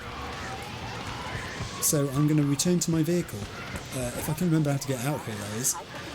This isn't how I came in. Or is it? Maybe it is. I don't know. We'll make it anyway. We're going the right way. 325 metres that way. Here's a road. This is a service road. Good. Okay. I'll get out onto the street. What are you doing? What are you doing? It's Tiger Claw thugs. I'm just going to... And another one. And another. They're all thugs. You're all thugs. And they've made this magnificent Tiger Claws mural. It's splendid. It's absolutely superb. And, I mean, what can I say? It deserves a contagion and an overheat. I've got to put it on the right person here, otherwise it won't work properly. There we go. Let's contagion overheat. Oh, down they went. And as a result of that, I am able to claim my bonus of some components. Interestingly, I think it may have blown up the motorcycle as well. Baseball bat. Yes, indeed. Let's just pop into inventory. Do I mean inventory? Yeah, I think I do. Can I? I've got to get into the right menu, haven't I, for this? Here we go. There it is. The two-handed club. The gold-plated baseball bat, which various people told me to be careful to pick up in the last episode. That is, I just wanted to mention, I have actually got it and noted that it is here. The two-handed club. It's iconic. I haven't used it for anything yet, but I've got it anyway. So yeah, thank you for that, because you people enabled me to remember to talk about that. There's something weird going on with your hair. I don't know.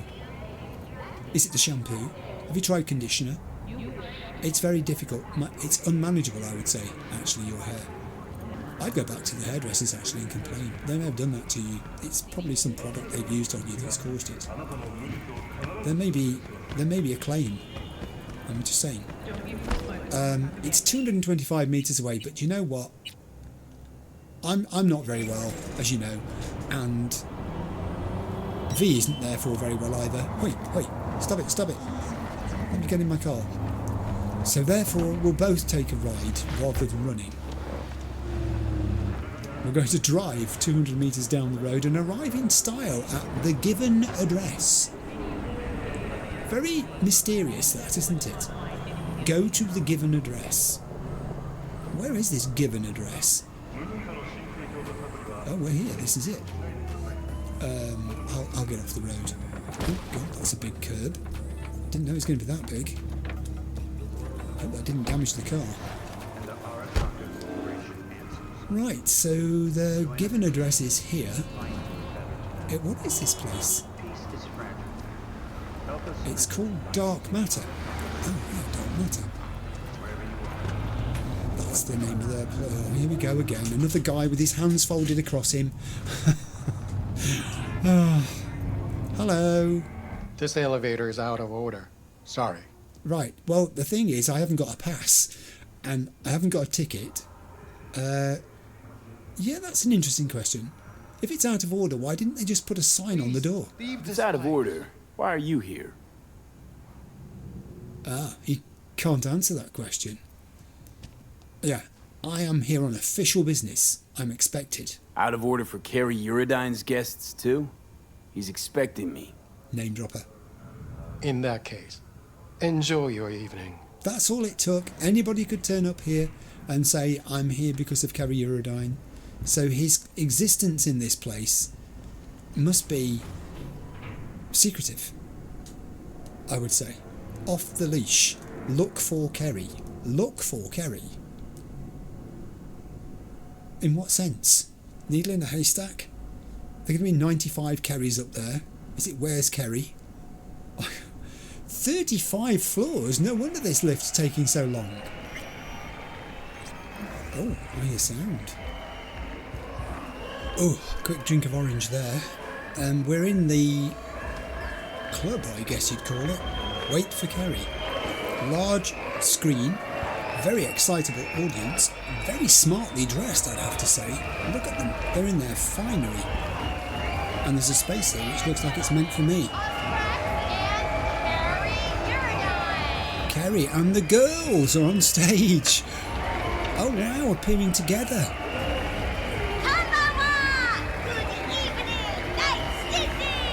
Good evening to you too. Thank you, dears!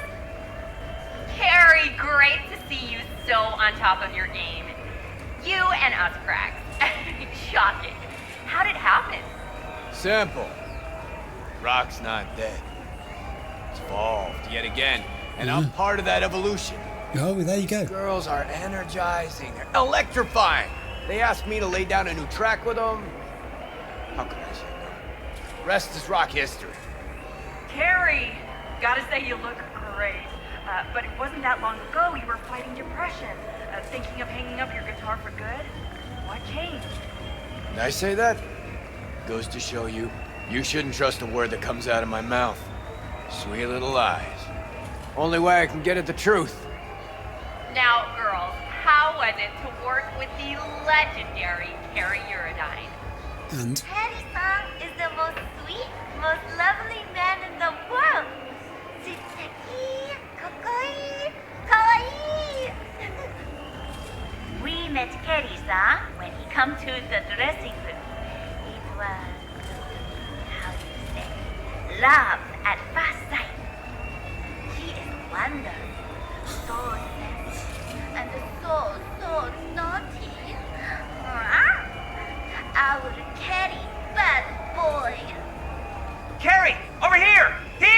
Thank you. You're breathtaking, Kerry!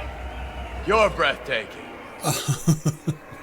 Okay, that was very good. That was very clever.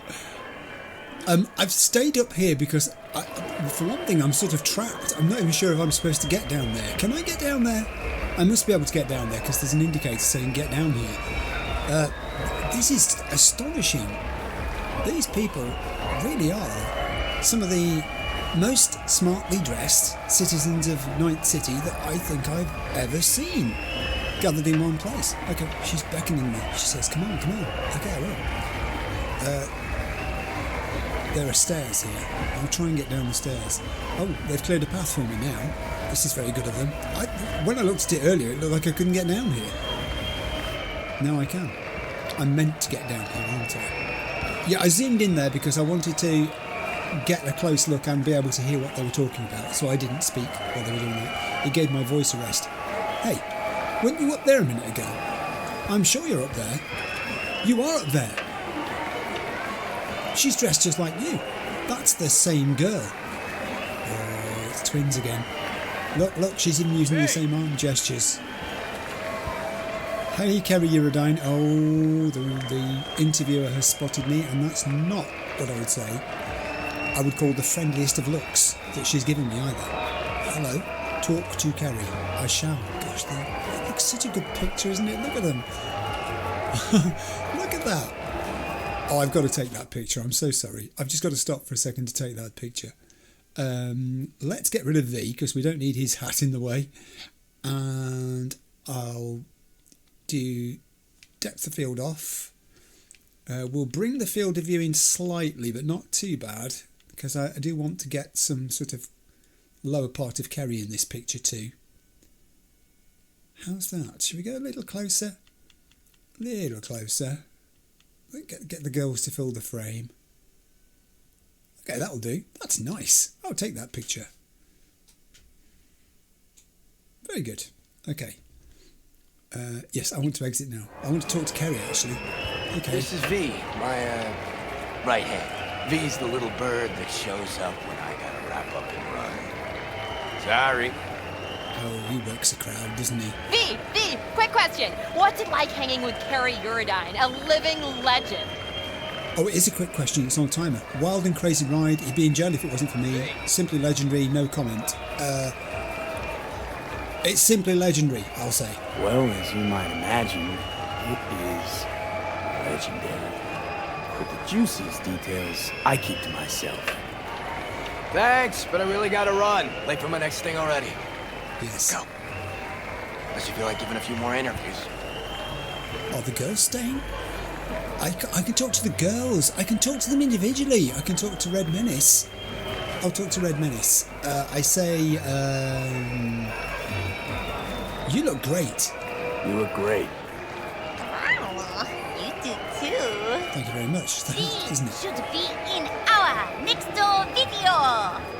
Or be personal bodyguard. I'm a little busy at the moment, but I'll call you if I'm hard up. I mean, okay. They've got attitude, these girls. And Kerry is a convert. He now supports wholeheartedly their artistic endeavours. Who's that big guy? Hey, come with me. I want you to meet. I thought you were introducing me to this guy. V. Spectre. His old friend. Met him walking in Memphis. Offbeat. Ages ago. Hey. He's got preem stuff. Give your friends and family discount, too. Oh, right. Of course, Mr. Eurodyne. Special rate for your friends. He's your drug dealer. Is that what we're talking about? I don't particularly want him to show me what it is that he's got. I'm happy to talk to you later. It won't be a very long conversation. I'll be back later. We'll talk biz. Sure thing. Come with me. I want to show you something. No, can't I stay here? Congrats, Kerry. Decent show. Now that that's behind us, what's Kerry Eurodyne's next mission? Get on Kovacek? Very funny. But yeah, not about to let him get away with it. Maybe not today, maybe not tomorrow. The bastard's gonna regret making me sign those papers. guess Kovacek's got you wrapped around his little finger. Oh. See, I thought he was representing me, not the label. Fuck was I wrong? Nothing you can do about it. I could wipe him. Other than that, nada. In the corpse pocket, won't cross him. The corpse got the rights to my songs, my lyrics. Fuck. If they ever want to plaster my face on baby helmets, they can. Hey, that's a favor. Yes, indeed. I will follow Kerry. I don't necessarily, though, want to leave this room immediately, because it's a thing to admire. Will you look at this? Apart from the fact that one or two of these girls are definitely replicated, and maybe the guys too, I'm not sure, but definitely those two there, look. In the purple top and pink skirt, the girl on the balcony there in the centre, and the girl down here. They look very, very similar. Ooh. I've just spotted a readable over there. Can we... Would you mind... Would it be okay if I... Is anybody... Is it... May I? Could I? Is there... Is that it over there? I think it is. It is, and I can't get to it. There has to be a way. There is no way. I can't get to it. Memo. I've made a... Can you stop waving to me that way? I've made a note of that. The girls are just milking this for all it's worth. And why not? They worked hard for their fame. All of them did. Kerry did. Johnny did. They have. There is no difference. And now Kerry's taking me... Try to get out of that deal with the label? To... Let's be real. Say I break contract. The Terrace. Then what? Who's gonna release my new tracks? Who's gonna deal with distribution, promotion, influencers, media? Yeah. Labels have got them all in their pockets. You're out with them, you're out, period. Well, you'd be free. Seriously? Free to sing until you're blue in the face, nobody hearing a thing? It's just another kind of cage. Which is interesting when you consider that we were just in a gig that was talking Show about you one cages. of my favorite spots in Night City. Don't come here often, but when I do, it's important. Should I feel special? Maybe. Okay. Off the leash, follow Kerry. This is a very luxurious bar area, terrace, and terrific views across Night City. It looks like it's made for many people, but Kerry seems to have free reign of it at the moment. I mean, maybe he's sort of hired the entire floor, I don't know, and everything that went with it. Yeah, I mean, this is not just Told for him him. to shut the place down for the day. Okay. Now it makes sense. Thanks for the explanation. Can't get enough of this view. Love looking at this city from above. Oh. Hey, Johnny. Johnny likes looking at it from above too. Wow. Just wow. Well? Only place you fall asleep thinking you're special, then wake up knowing you're no one. It is an amazing view. Something is bugging him, clearly, by the look on his face. I'm going to go down the inquiry route. I'd like to get to the bottom of what it is. I know that he's unhappy because of the business with records, the fact that he thinks his manager has screwed him over, the fact that he's now bound to the corporate contract thing because of the contracts that he's got, and the fact that he's signed them and that breaking them has consequences, and he'd be in obscurity on his own and all the rest of it. He can't escape it. Maybe that's what's bugging him. Kerry, I can see something's eating you. He's trapped. Keep thinking about our conversation at Caliente. Us cracks, you and the slaves to the corpo grind. Guess I wasn't completely honest with you. Or myself, for that matter. Alright. I mean, we're in discussion mode. I think you need to tell me what this is. I also think I need to take a photograph here, because look at that for a picture. I don't think I need to do anything with it. I think I just need to take the screenshot. Look at that. That's a great picture. Johnny with Kerry. Tell me about it. Come on, what is it? Talk to me. Talk to me. Thought I was afraid everybody'd think me another corpo slave. But I was just afraid I'd be in someone's shadow again. Again?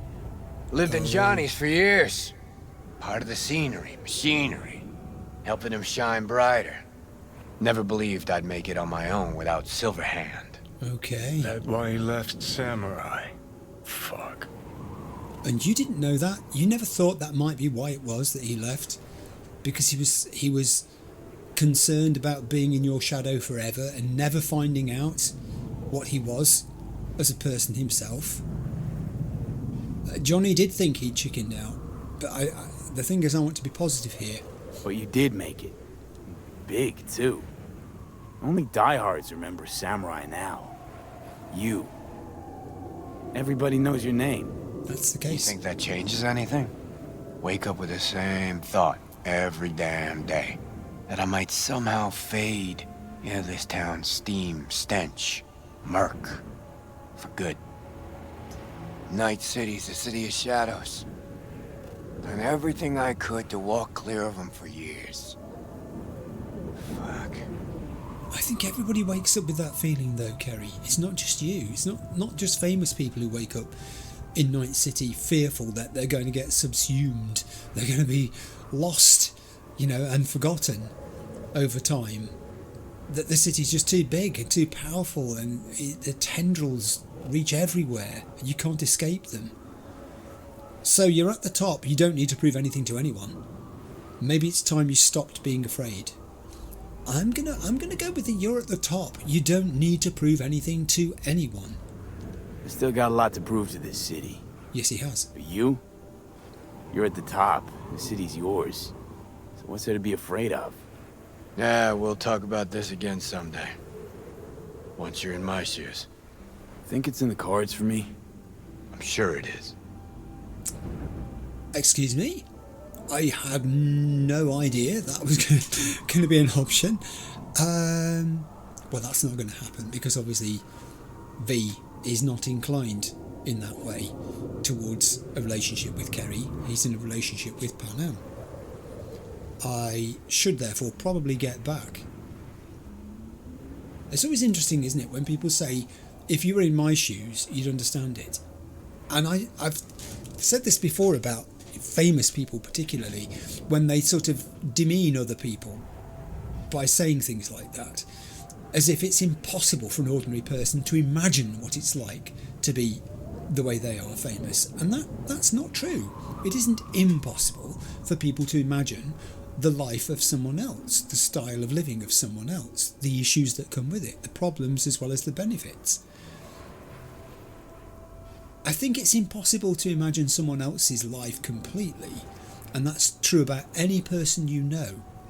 You can try to understand what it's like to be them, but you'll always fall short. But to say that you have no concept of it is an exaggeration, I think. I'm going to get back. I should get back. We should get back. Everyone downstairs is waiting. They are. For you. I know. Aim to knock back a few to this town tonight. And me in it. But I'm gonna stay up here a bit longer. You go ahead. Okay. Wow. I mean, Johnny's been remarkably quiet through this, hasn't he? It seems that Kerry Eurodyne is just one of those people, there aren't many of them, for whom Johnny will shut up and listen as well, and think. He's not been disparaging. I think if anything he learned something there. It corrected his interpretation, his way of thinking about why Kerry left Samurai. Okay. See ya. That was bizarre. That was really interesting. Off the Leash is complete. And we're back to meeting Hanako at Embers. I don't want to do that. I doubt very much there's anything to be seen up here, but I will look, because why wouldn't you? I mean, this area is not Kerry's. This area belongs to the hotel. Ooh, I thought there was a door there that I could go through. Having said that though, Kerry has frequented this area, so we don't know. There might be something around. Inevitably, when you're doing these scans, you'll miss things. I'm not a completionist. I've made this point before. If I were to slow down to the point of exploring every nook and cranny of every place we visited, then we'd make no progress with the game. The story would stall, and although I'm fairly much taking my time through this, I wouldn't want to reduce it further to the point where that happened. It is a fantastic view though. Look at that. You're higher than the North Oak sign, for goodness sake. You can almost see beyond the hills themselves. I don't think I've ever been this high up. This could be the highest. Even the Perelezes didn't have a view like this. Astonishing. Absolutely astonishing. And he just said, you know, I want you to close the area down. And they said, sure, we'll do that for you, Mr. Eurodyne. That's no problem. It's sending me back down to the lounge because there's 2 lifts, aren't there? This is the one that we took to the upper level, to the terrace. Oh, the lounge. Oh, it's thinned out. Oh, that's good. That could mean, therefore, that I can now mind out the way, get to the table. Yes! I have a readable. Let's read it. A neon typhoon is about to hit America. It's Us Cracks and their new shocking single. They have names like superheroes and a brand image that explodes off screen and stage. Us Cracks is a band perfectly suited to the mania of our time. If you want to stand out in this world, you have to be bigger, brighter and louder than every ad out there, and they know it. The girls of Us Cracks have become a worldwide Lars Pop phenomenon. This masterpiece of marketing grew fast in the East, becoming a neon typhoon that swept over Asia, drowned Europe in a flashy chromatic glow, and is now about to make landfall in America. Will we succumb to their savage cuteness and brutal charms? There's no doubt they have a plan to conquer both our hearts and our wallets. Purple Force and her kawaii cohort plan to target a piece of the American soul, our unique combination of rebelliousness and sentimentality. That's why the single they have chosen to promote on the American leg of their tour is a cover of Kerry Eurodyne hit User Friendly, a crowd-pleasing but also question-raising choice. Could it be Us Cracks wants to present themselves to the American audience as a user-friendly craze to be embraced? Or is it maybe some sort of playful jab at the American consumer? Whatever the reason, the more interesting question now is how Eurodyne himself has reacted to the erection of this intergenerational and intercultural bridge, with him standing on one side of it. So far, the rocker boy has refused to comment, and I think we all know what that means.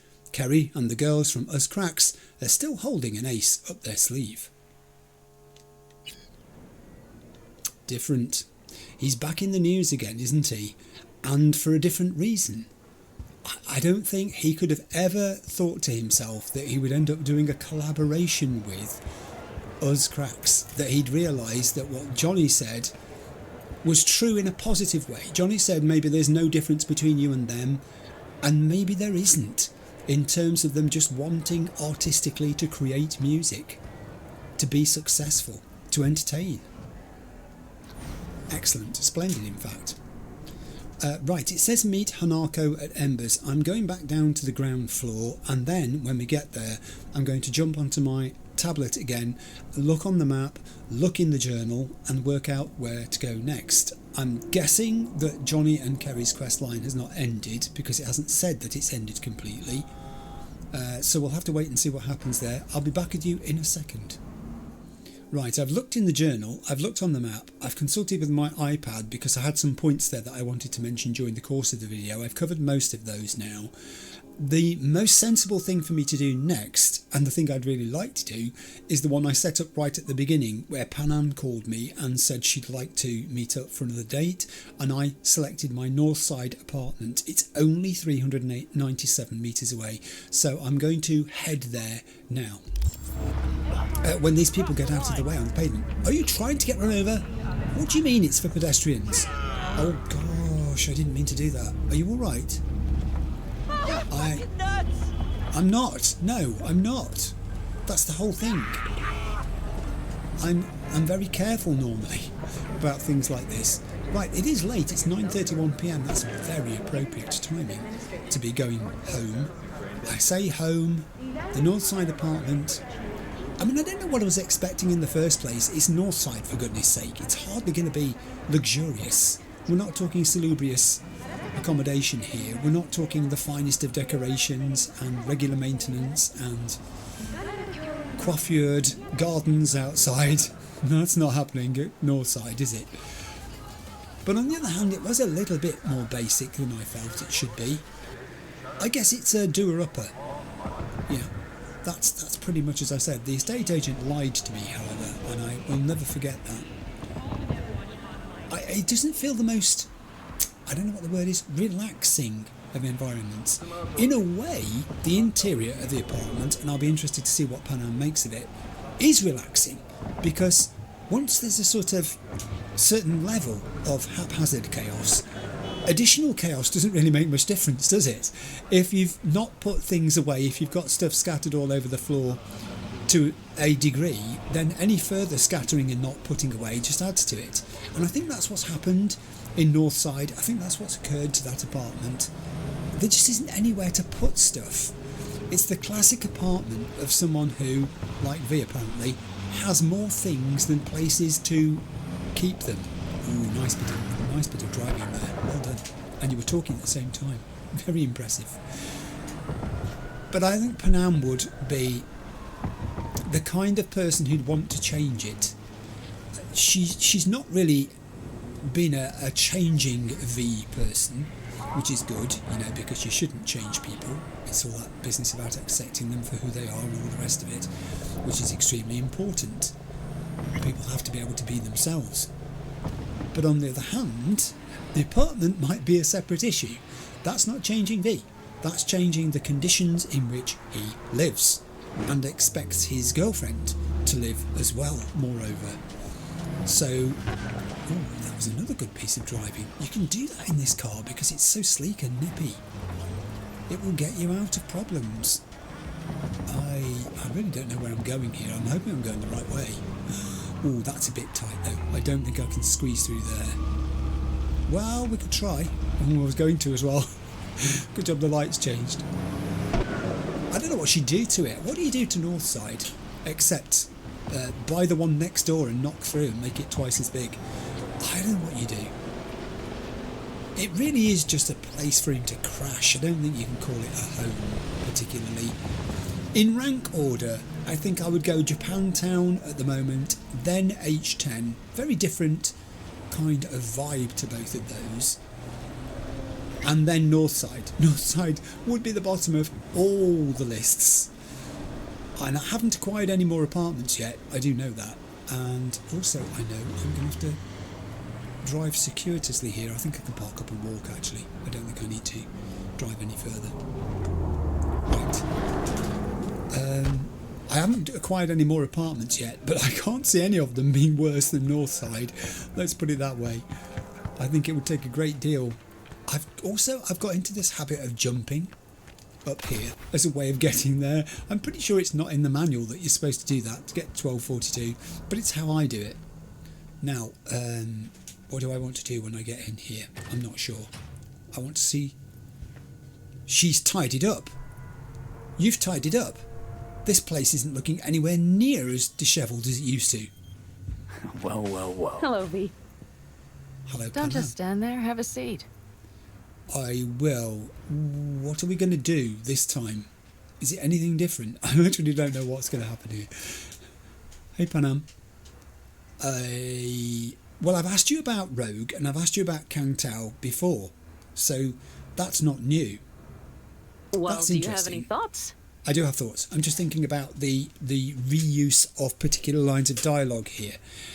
On repeated dates with Panam in different locations, it would be nice to have fresh dialogue, even if the dialogue was just associated with the one location, so that every time you went to Northside she talked about the same subjects, maybe. We'll do the cuddle thing first. Come here. Not done this for a while. See if I'm any better at it. Much better. It is. Although, I hope you've cleaned that couch before you lay on it, because I was saying earlier I wouldn't do that. So we'll stroke hair and I'll ask how you've been. Hasn't she got great eyes, by the way? How's it going? Depends on what the it is. And what you want to hear. Oh, you know, the huge. I longed for you, V.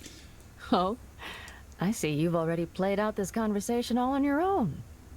Force of habit. Panam. I did, though. I missed you. That's good to know. I mean, she said that before, literally word for word, actually. So I will caress her cheek. I won't do I this could all sit night. here with you all night. I think I'd like that. Well, I mean, our relationship has moved to a new level now, since what occurred in H10, so...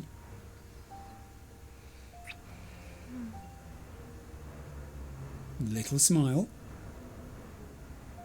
And now it's time to stop cuddling. Let's talk a little while longer, before I have to Delta somewhere. Actually, I'm rather thinking... You have no idea how much I needed that. I'm going to stand up. I don't know whether this is going to work. I need to go to sleep. This is something I've got to do.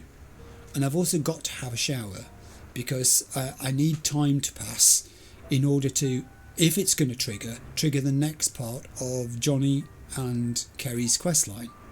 I don't know how much time has to pass. This could be a problem too, so I'm tending to err on the side of quite a long period of what's time. up, V? I'm trying to work out how time dilation effect works in this game. So, if I sleep, will she sleep? If I shower, will she shower? Shall we try it? I'm going to sleep. If she's still here when I wake up, I'll know the answer. Yeah, it's been a long day.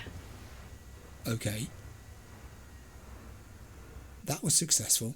Now what I'm going to do, therefore, is go forward, say... Shall we do, like, I don't know, what do you think, 12 hours? Maybe something like 12 hours? Let's do that and see what occurs. We slept in. It's been a heavy day. 11:26 a.m. we awoke. I offered Panam breakfast. Hey Panam. The morning kiss as usual. I also love the way that her skin is imperfect. Can you see on her face there are blemishes. There are, there's signs of actual real human existence rather than perfection. Let's stand up. Heck of a lot of books on that book stand there. Oh gosh, I felt guilty then. Ugh. You alright? Now, I'm not saying she will follow me into the shower because she's asleep. But she did say she wanted a shower, didn't she? That's a mirror. Where's the shower gone? Oh, there's the shower. Let's do this. I don't know. She did say in that text that she sent me, oh, you see, not today. Is that the water making that effect at the bottom of the screen there? Is it like splashing? I'll leave the shower. Well, I could look in the mirror. I think I'm just going to see myself. Memo, put on clothes before leaving building. I'll go to my wardrobe and get dressed. And it says leave the area to end the date. And she's still asleep. I sometimes forget how hard life is for Panam too, that she needs her sleep. So I will equip Uniform 1 and I'll leave the building. Oh. No, don't play Roach Race. What I might do is just check my computer for messages, however. Oh, hello. Have I I read this before? I think I did. Yes, this is when I first moved in. Mike Gellick, the guy who'd gone missing. I need your help and you're a winner we know about. So, oh look, a flamingo. They get everywhere, don't they? Actually, I think I may have been a bit harsh on the North Side apartment. When you look at it, it's incredibly sensible use of space. I've got my weapons cache in there, and I know I could do with dropping a few items off, by the way, into my weapons cache. Complete with my Tiancha Pomelo, is that? It's some sort of drink, I don't know. Oh, that's just my stash box. I thought going through the doorway opened it, but apparently it's the box that opens it. But they've crammed an awful lot of good stuff into a small space here. There's a lot of things behind little curtains too, so you've got these concealed storage spaces and recessed items built into the walls to save space as well. I mean, this is like, effectively, this is kind of a cooking area, I guess, as well. That's a work area, and it's very fully featured. And he's got his games area, his wardrobe, he has his entertainment area, also known as a bed, and no view of the outside world. The only view you've got is through these not very functional shutters, which are struggling to keep out the morning light. But yeah, maybe I've been a bit harsh on North Side. It is what it is. It's cheap and cheerful.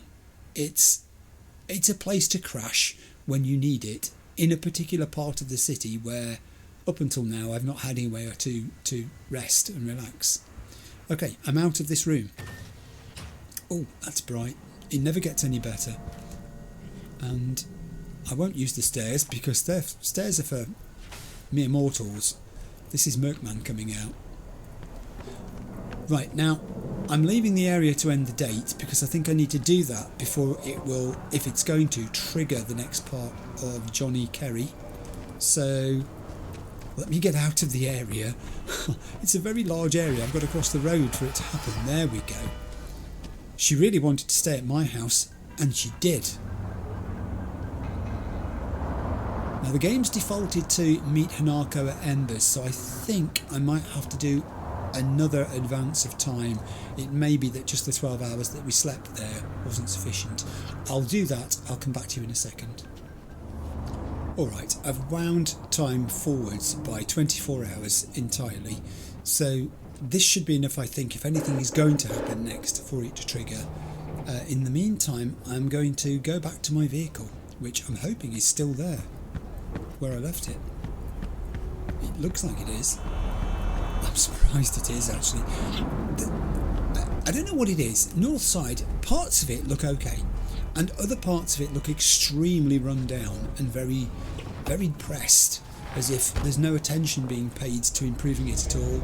It's like it's had its heyday, and the things that all these buildings were, they no longer are. They've changed use. And here's Kerry Eurodyne. Kerry, hey. Drop whatever you're doing. Meet me at the marina. Don't make me wait. You literally don't have to say anymore. I will be on my way because this is what I was hoping was going to happen. I don't know if this is the last part though. I think I'm going to have to call a halt at some station here. So we'll see how this goes. Say no more. On my way. I'm on my way. A real treat, V. Night City Marina, Pier 4. Okay. Pier 4. Meet Kerry at the marina at 7 PM. Oh, hang on. Slight change of plans, waiting on an important delivery, and the gonk's late. Be at the marina at 7 PM. Isn't that essentially what you just said? Oh, Panam. What now? She woke up. She's woken up. She says, been missing you lately, got any time for little old me? That's because I've left her there. Obviously, with the advancing time, she's still in the apartment. I'll come back to that. I'll come back to you, Panam, don't worry. I'm going to meet Kerry at the marina at 7 PM.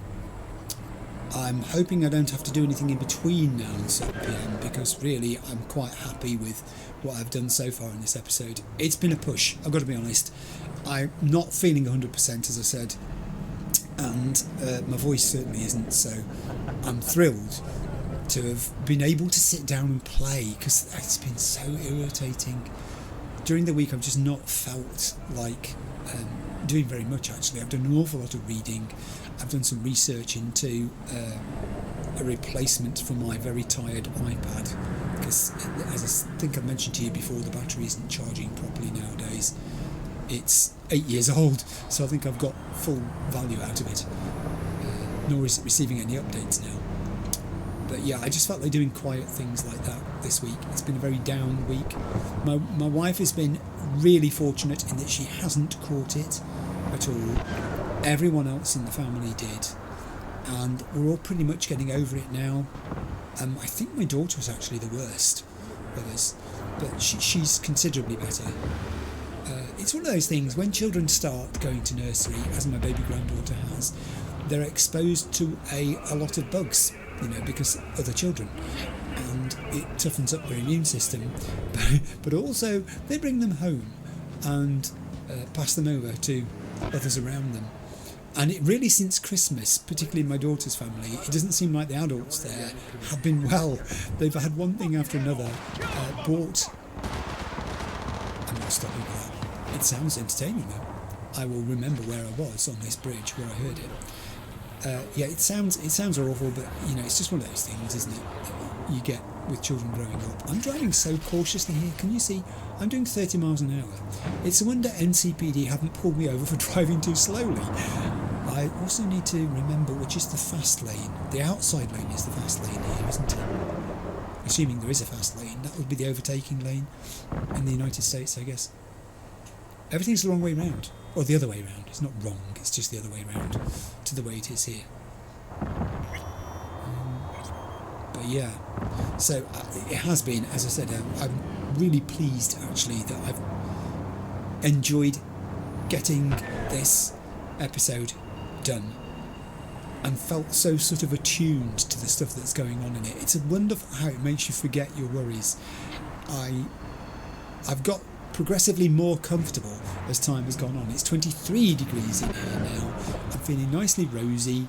I've had some homemade brownie, which my wife was baking earlier, and as ever with brownie, when you cut it up, there are these bits that fall off when you're slicing it up into squares and whatever, and she put all the bits in a bowl for me, which I ate when I went downstairs at one point when I was having an orange break to refill my container, and that gave me a great boost of energy. But yeah, it's been a good thing to do. It's been a nice thing to do. I am wrapped up, as I said, so that's helped tremendously. Also, we're nearly there, I think, 550 metres away from where we've got to be. Kerry worries me slightly. He's come to the reality of understanding what he's done. He's signed contracts. It's what people do. It's part of the business of being represented, having management and all the rest. That they are the experts, the ones with the knowledge. They've been there, done this before. You haven't. You're in their hands. You sign contracts on the basis that they are the ones who are going to make everyone rich and successful. But then sometimes, and you read stories of this, don't you, with various artists, it doesn't work out that way. Maybe management isn't quite as successful in making both sides as wealthy and famous and influential as they said they were going to be, and then all sorts of problems can ensue. And that is what's happening to Kerry. But Kerry's thing is that he realises his management hasn't been straight with him. They've been deceptive. They have signed deals that he was unaware of and committed him to things which, in retrospect, had he understood the implications of them, he would not have signed up to. His integrity has been compromised, and I think maybe he sees this as what could happen to the girls, although the girls seem to have a slightly, stronger grasp on it. And even as I speak of them, I've just realised there's a whopping poster of them across the road. I mean, there's also a poster of Try Our New Veggie Delight paste from All Foods, but let's focus on the girls instead. Yes, you lot, I'm talking about you. I'm going to park here, away from the lamppost. Meet Kerry at the marina at 7 p.m. Who just leaves a laptop lying on top of a crate, unattended in the middle of nowhere? That's very strange. I think it's one of the reasons that Johnny is now sympathetic towards Kerry, because he realises Kerry has seen the light when it comes to the realities of the business, and he hasn't been entirely successful in keeping himself separate from it. Someone has taken exception to this parking meter to the extent that it's now lying on its side and sparking. I'm going to say that parking meter's dead. I presume that's what it is. Do you know what else I just realised? There are some very special cars down here at the marina. There really are. Let's take a look, shall we? What's this for a start? The size of it. This is a Xion MZ1. It was in production until 2069. The most frequently seen sports car in Night City. Very good. Sorry, I've just got distracted because I've spotted a box of resources over there which I need to, well, loot. Some tier 5 components. Next to it is this mega beast. Whoa, that's probably one of the longest cars I think I've ever seen. A Vilfor Alvarado V4 FH570 Herman. And it was only in production until 2055. Rear wheel drive. Quite heavy. It's locked. The Alvarado features surprisingly responsive steering thanks to its dual front axles. Indeed it does. And next to that is... oh, hang on. We've saved the very best till last. This is the car that I think I might either buy in this playthrough, or I'm increasingly thinking I'll save it. And I will say no more than that because I said I wouldn't. But you can see where I'm going with this. It's a My E126 in production until 2065. It's 70 horsepower. It's very light. 1940 on the curb. And the smallest mass-produced car permitted on the streets of Night City. This is it. I mean, I guess the size of... I'm not going to break in. That's a horrible thing to say. The size of this vehicle is such that you could put it on board your yacht and sail with it to the next destination and then unload it and drive around town with it. I'm guessing that's what you do. I don't know. Have we got any more cars down here? Yes, we do. This one's not quite so swanky. It's a Hazuki MH2, a more powerful engine, improved braking, increased traction, more responsive suspension. The MH2 does everything the MH1 can, only better. All-wheel drive, in production till 2072. Like the paint job. The paintwork is quite special, like the tinted rear window, if that's what that is. Looks like it's got an orange tint to it. In fact, the whole of the interior of the car looks like it's got an orange tint to it. It's I don't know what the word is, not colour-coded. What do they call it when the interior of a car matches the trim and, you know, all the other bits are in sync with each other? I told you I'm not a car person. Right, so that's it. Are we the only people here? I think we might be. I will just have a look down here because I know it's not where we're going. I'm just saying I'll have a look down. Ah, wait a minute, there are some people over there. Oh, I'll go and have a look. Occasionally in the game you see these couples like this, standing, staring out into the nothingness as if they're planning their futures, and I love to see it. It's an optimistic thing for Night City that young people can still do this. Oh, she says, who are you?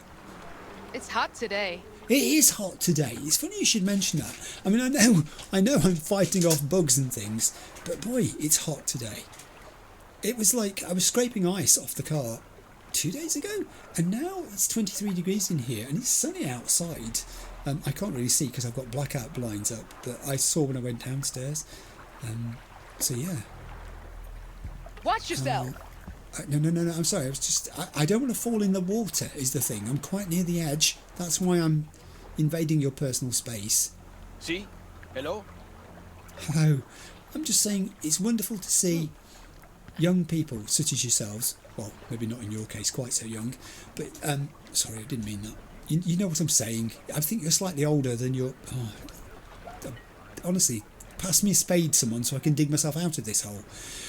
as I was saying, it's optimistic. It makes me feel good about Night City. The sun's shining. You're looking out there thinking, we have got a future in this place. We can shape it. We can make it what we want it to be. And one day, that big yacht over there, which I have a horrible feeling belongs to Kerry Eurodyne, could be ours. Or at least a model of it. Oh, hello, Arasaka. You've left a synthetic corporate jacket and also a manganese combat ocuset here for me to grab. That's a Kang Tao on.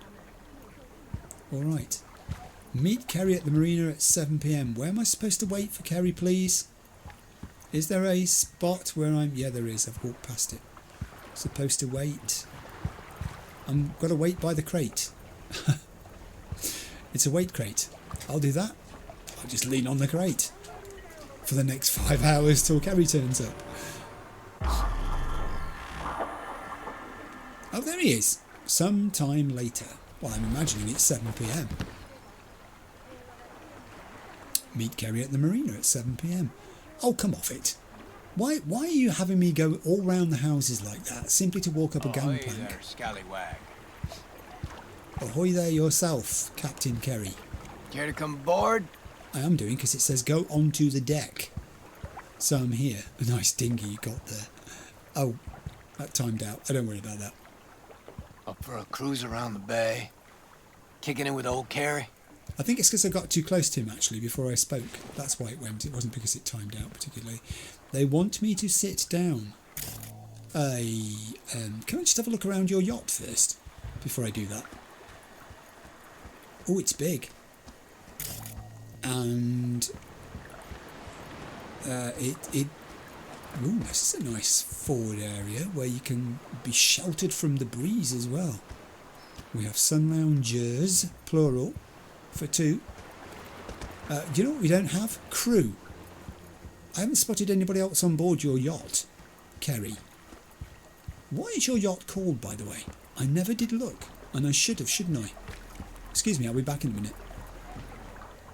It's called the what? It's called the what? Samurai Night City.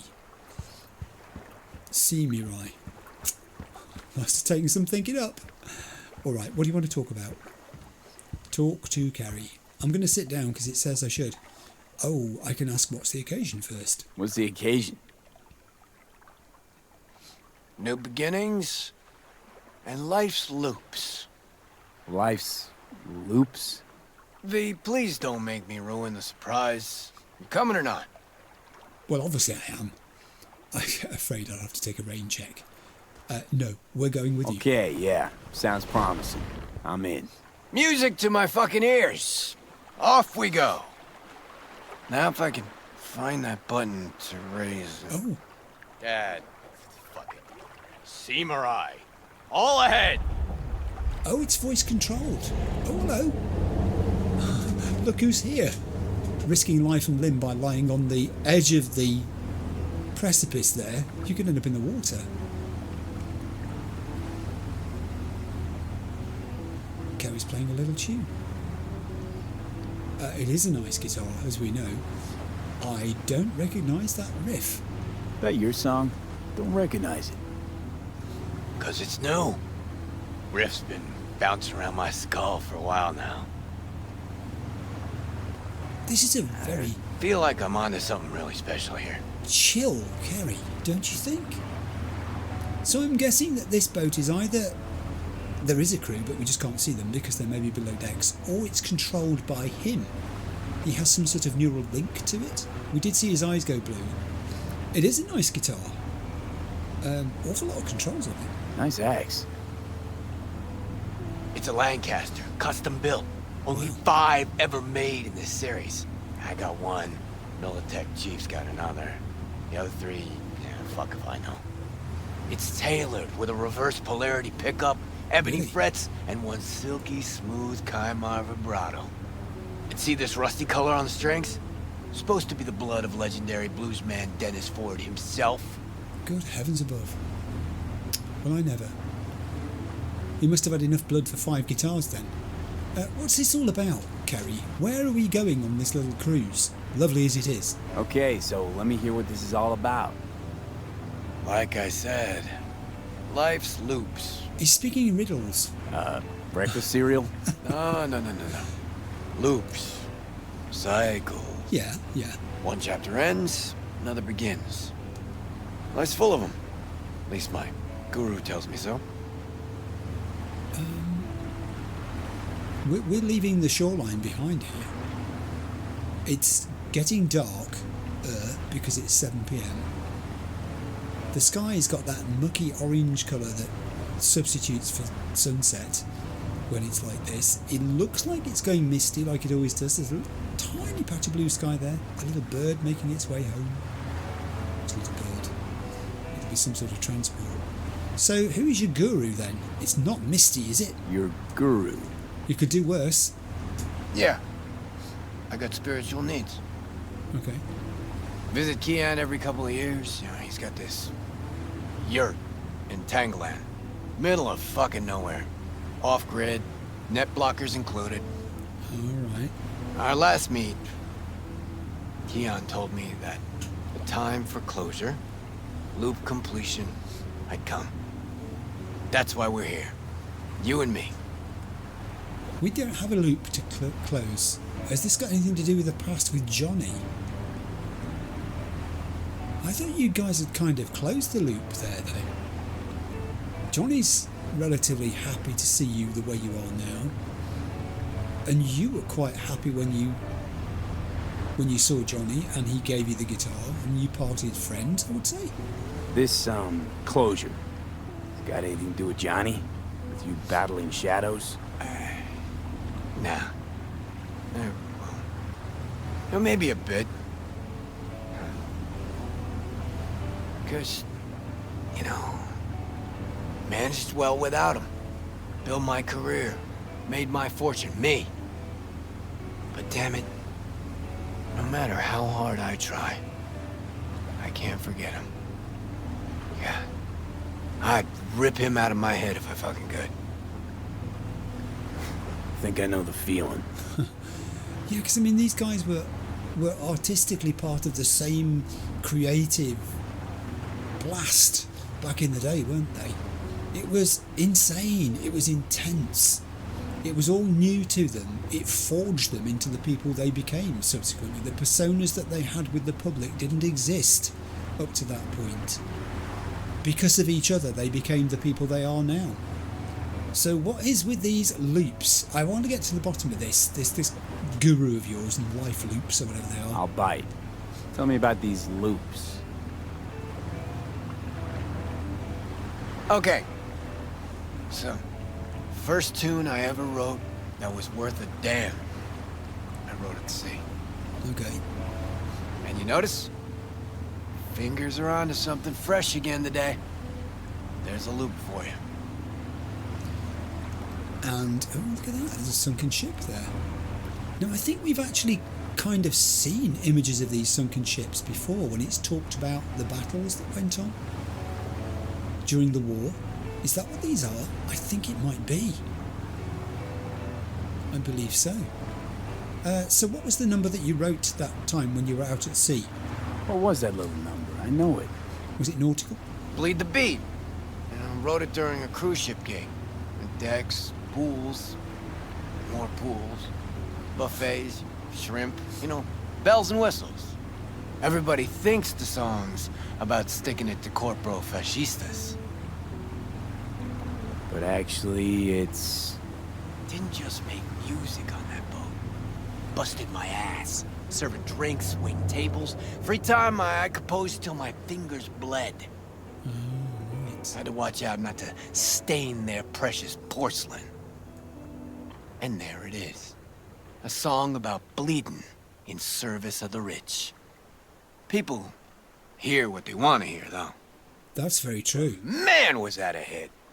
One of Samurai's biggest. Just like this one will be. Fresh, raw, real. But this is going to be a hit for you, not for Samurai. You needed company for that? What am I doing here? I can't quite work out what V is doing here. I don't think Johnny can either. Johnny's saying very little this episode. Have you noticed? This is all Kerry. And you need company for that? Not just your company. I needed you, V. Hey, we've been there Thinking before. about that Us Cracks fiasco lately. About how you helped me. A lot. Okay. My pleasure. You shake things up, V. Make me feel... I mean, before you came along, I was stuck in the mud. Scared of my own shadow, even. And now? Got me thinking about a new song. A new album, even. A real fucking thrasher with a new soul. Like everything from now on. Wow. Had what I think folks call an epiphany. I was literally just going to say, he's had an epiphany. Epiphany sounds more like maturity I'm offered. Or we'll see how that works out for you, which is somewhat doubtful, isn't it? And questioning. I do think it sounds more like maturity. I think this is what Johnny is sensing. Kerry Eurodyne has grown up a little bit in the course of this encounter with us. Could just be what folks call maturity. At last. You'll see. No more mayhem, no more shady-ass schemes. Done with that. Right. And in their place? Well, starting tomorrow. Why? All right.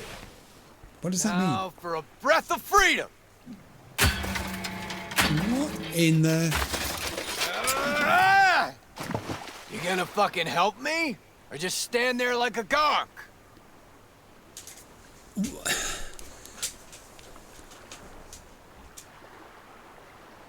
Yeah, the bottom one.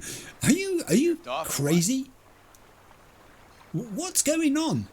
Jesus, Kerry, that's Eddie's down the drain. That guitar was... Nail on the head. That was worth Think a this lot of is money. my boat? Whose the fuck is it? Leadhead motherfucker, LB Kovacek. No! Kovacek. That Kovacek. No! Never got a chance to properly thank him for the Us Crack shit and a few other things. Oh my heaven! Something and smash it. This one's on LB. Oh no! Oh, I've got to choose whether I do this. I can sit it out, or I can let's rip the whole boat apart. He's literally trying to rip the countertop off with his bare hands. Kerry, what's going on? V. Yeah, I'm thinking. I wasn't expecting this. We're trashing your manager's boat. I mean, he's going to be so disappointed if I sit this one out, but this is destruction on a huge scale. But then the guy has cheated, I guess. You drift off or what? He's a crook. So is this right? Is this V being Merkman? But then Kerry Eurodyne's not exactly poor and oppressed, is he? Oh, this is so complicated. I honestly don't know what to do. I can't sit this out. I can't sit this out. I mean, I don't know. Oh. Okay, let's rip this boat to shreds. I might regret this. Well. Finally ready to party. Either he's gone senile or he's finally wising the fuck up. Could be either. Okay. Destroy coffee machine. Well, that looks like the coffee machine.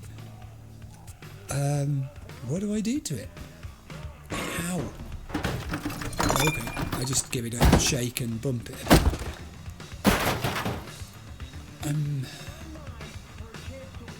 Break whatever you find. Optional. Alright, okay. What else can I find? I suppose I might as well go for the whole thing. Hang on, I'm busy destroying this painting apparently. That's going to have a hole in it, I would guess. Oh no, no, he's just stood on it and jumped up and down a bit. There's something there as well. He says give me a hand with this, but I'm busy at the moment. Oh. Oh, now this turns it from... Oh yeah, you see, I'm not sure I can do that. Destroy the record player. Oh, no, not the record player. What did the record player ever do to you? There are some Eurodollars on here, but I'm not here to steal from the guy. I mean, I know it's a very peculiar moral line, isn't it? It just seems wrong. I'm here taking part in what Kerry's asking me to do, and I think it's justified on the basis of what has been done to Kerry by the guy who's his manager. All of this came about because he's effectively been dishonest with Kerry. So you can see why Kerry thinks he has every right to trash it. I've got to help him do this. Help Kerry. Help Kerry. I'll give you a hand. What is it anyway? It's like a flag. Oops. Okay. That was a bit... No, thanks, V. I'm alright. Good. Still got a little left in you? Remember when you woke up in that scrapyard? That's where he is now, being reborn with fuck all to stop him. It's time for the grand finale. Okay. Do the honors, V. Baptism by fire and water. Fucking men. What am I doing? Set yacht on fire to getting even. Or I can say it's your party, you finish it. Oh no, I can't be the person who delivers the final blow to this.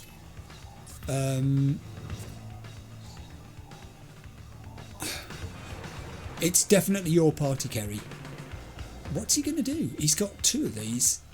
I didn't notice him. Was he going to set fire to the yacht himself? V!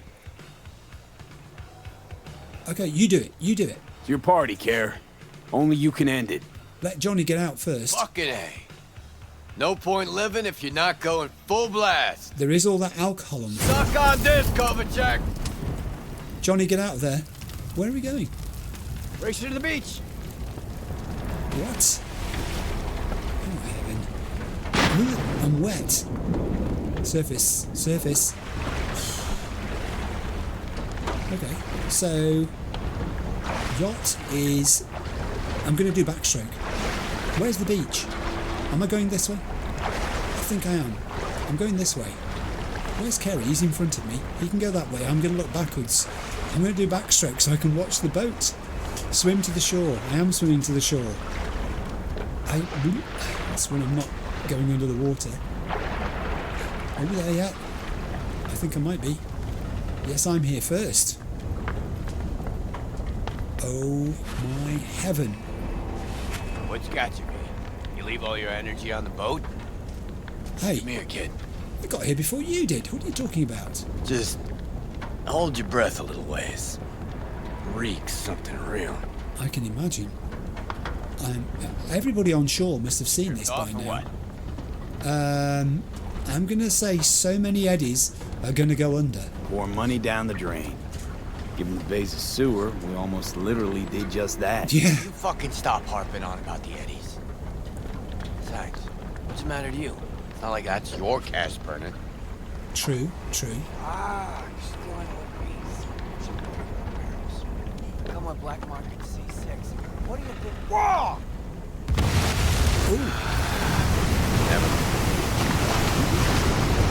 It's sinking, Kerry.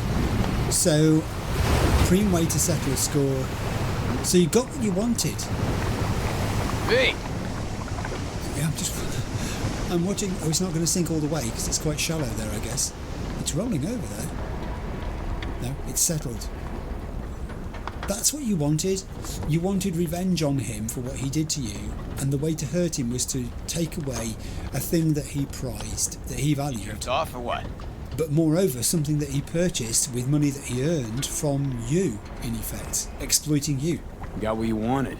What now? Nothing.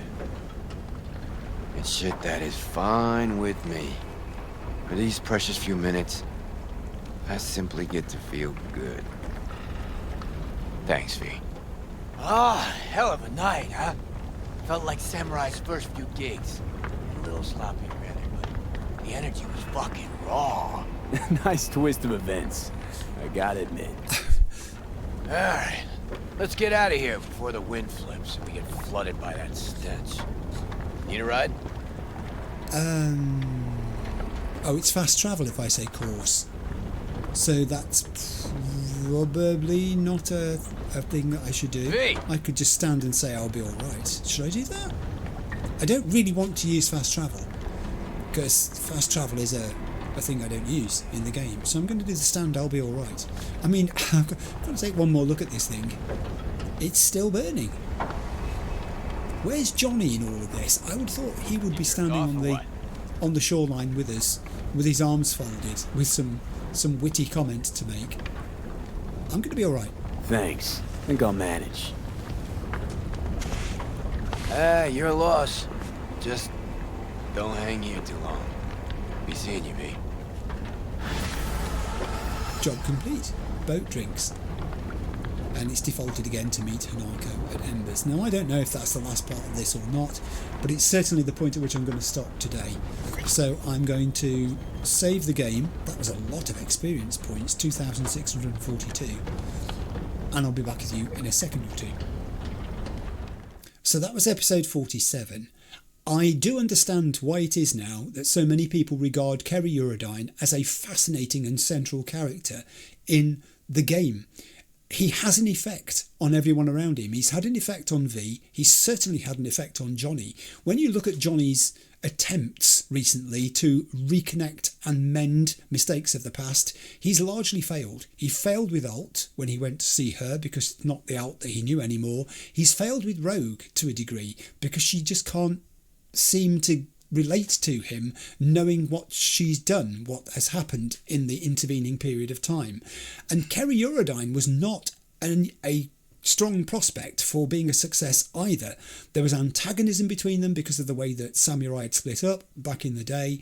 Johnny, we know from what we saw there, felt that Kerry Eurodyne had chickened out, and there was a lot of stuff to be mended. And in a very short space of time and a few activities within the game, we've done that. There is now a new understanding and appreciation between them, and a respect too. I think they're actually friends on a particular level now. They've got a basis of commonality. Johnny understands what it must have been like. He can empathise what it must have been like to be in his shadow. Kerry understands that Johnny was essentially a musician, and a tortured musician too. One who had an awful lot of things that he couldn't work out, and hence when he left and Kerry Eurodyne felt a bit all at sea about things were left unresolved. They've had a chance to resolve them now. I was especially impressed by the fact that Johnny said so little. He accepted what Kerry was saying and doing. Even the destruction of the yacht at the end there, I think Johnny gave it a big tick. I think he literally understood why it had to happen. Kerry has grown as a person. He has matured. His understanding of who he is now is far more complete. He's more at peace with himself, maybe because of his guru, but also I think because he's worked things out, rather. He's identified and done something about the person he most blames for his situation. His manager. And even then, he didn't do it with violence towards the person. He did it with destruction of something that he knew was precious to that person in order to impress on them, I guess, his displeasure. Not something that would ever be able to be proved. I'm sure that it was him who did it, the yacht burning the way it did, but it sent a signal, I guess. And it marked a loop, as Kerry said. The closure of something and the start of something else. Now he's got this relationship with us cracks, and they're working together to make the system work for them for a change rather than the other way around. So very interesting quest line. I think that may be the end of it. I'm not entirely sure. I'm not at the point where I can do research into things like this. I can't look it up and say, is that the end of the quest or anything like that, because that might spoil it. If there's anything subsequent that does come from where we've left off there, then I'll slot it in. But I've already got an idea what I want to do for episode 48. So that's fairly firm, and that'll be coming next week. Thank you for watching. I hope you enjoyed episode 47. I'm sorry about my voice and the fact I've not been very well today. I'm on the up. You know how it is when you're an adult. You just get on with these things, don't you? If I was still of working age, I would have gone to work today. Let's put it that way. It wouldn't have stopped me. So it's been a bit like work sitting here and getting through this. I've had lots of help from Brownie and Orange, and I actually had 2 cookies as well. I allowed myself 2 cookies today because I just felt, when you're ill, you can do this, can't you? This extra energy boost. I'll be with you for episode 48. soon then. I'll see you then. Bye.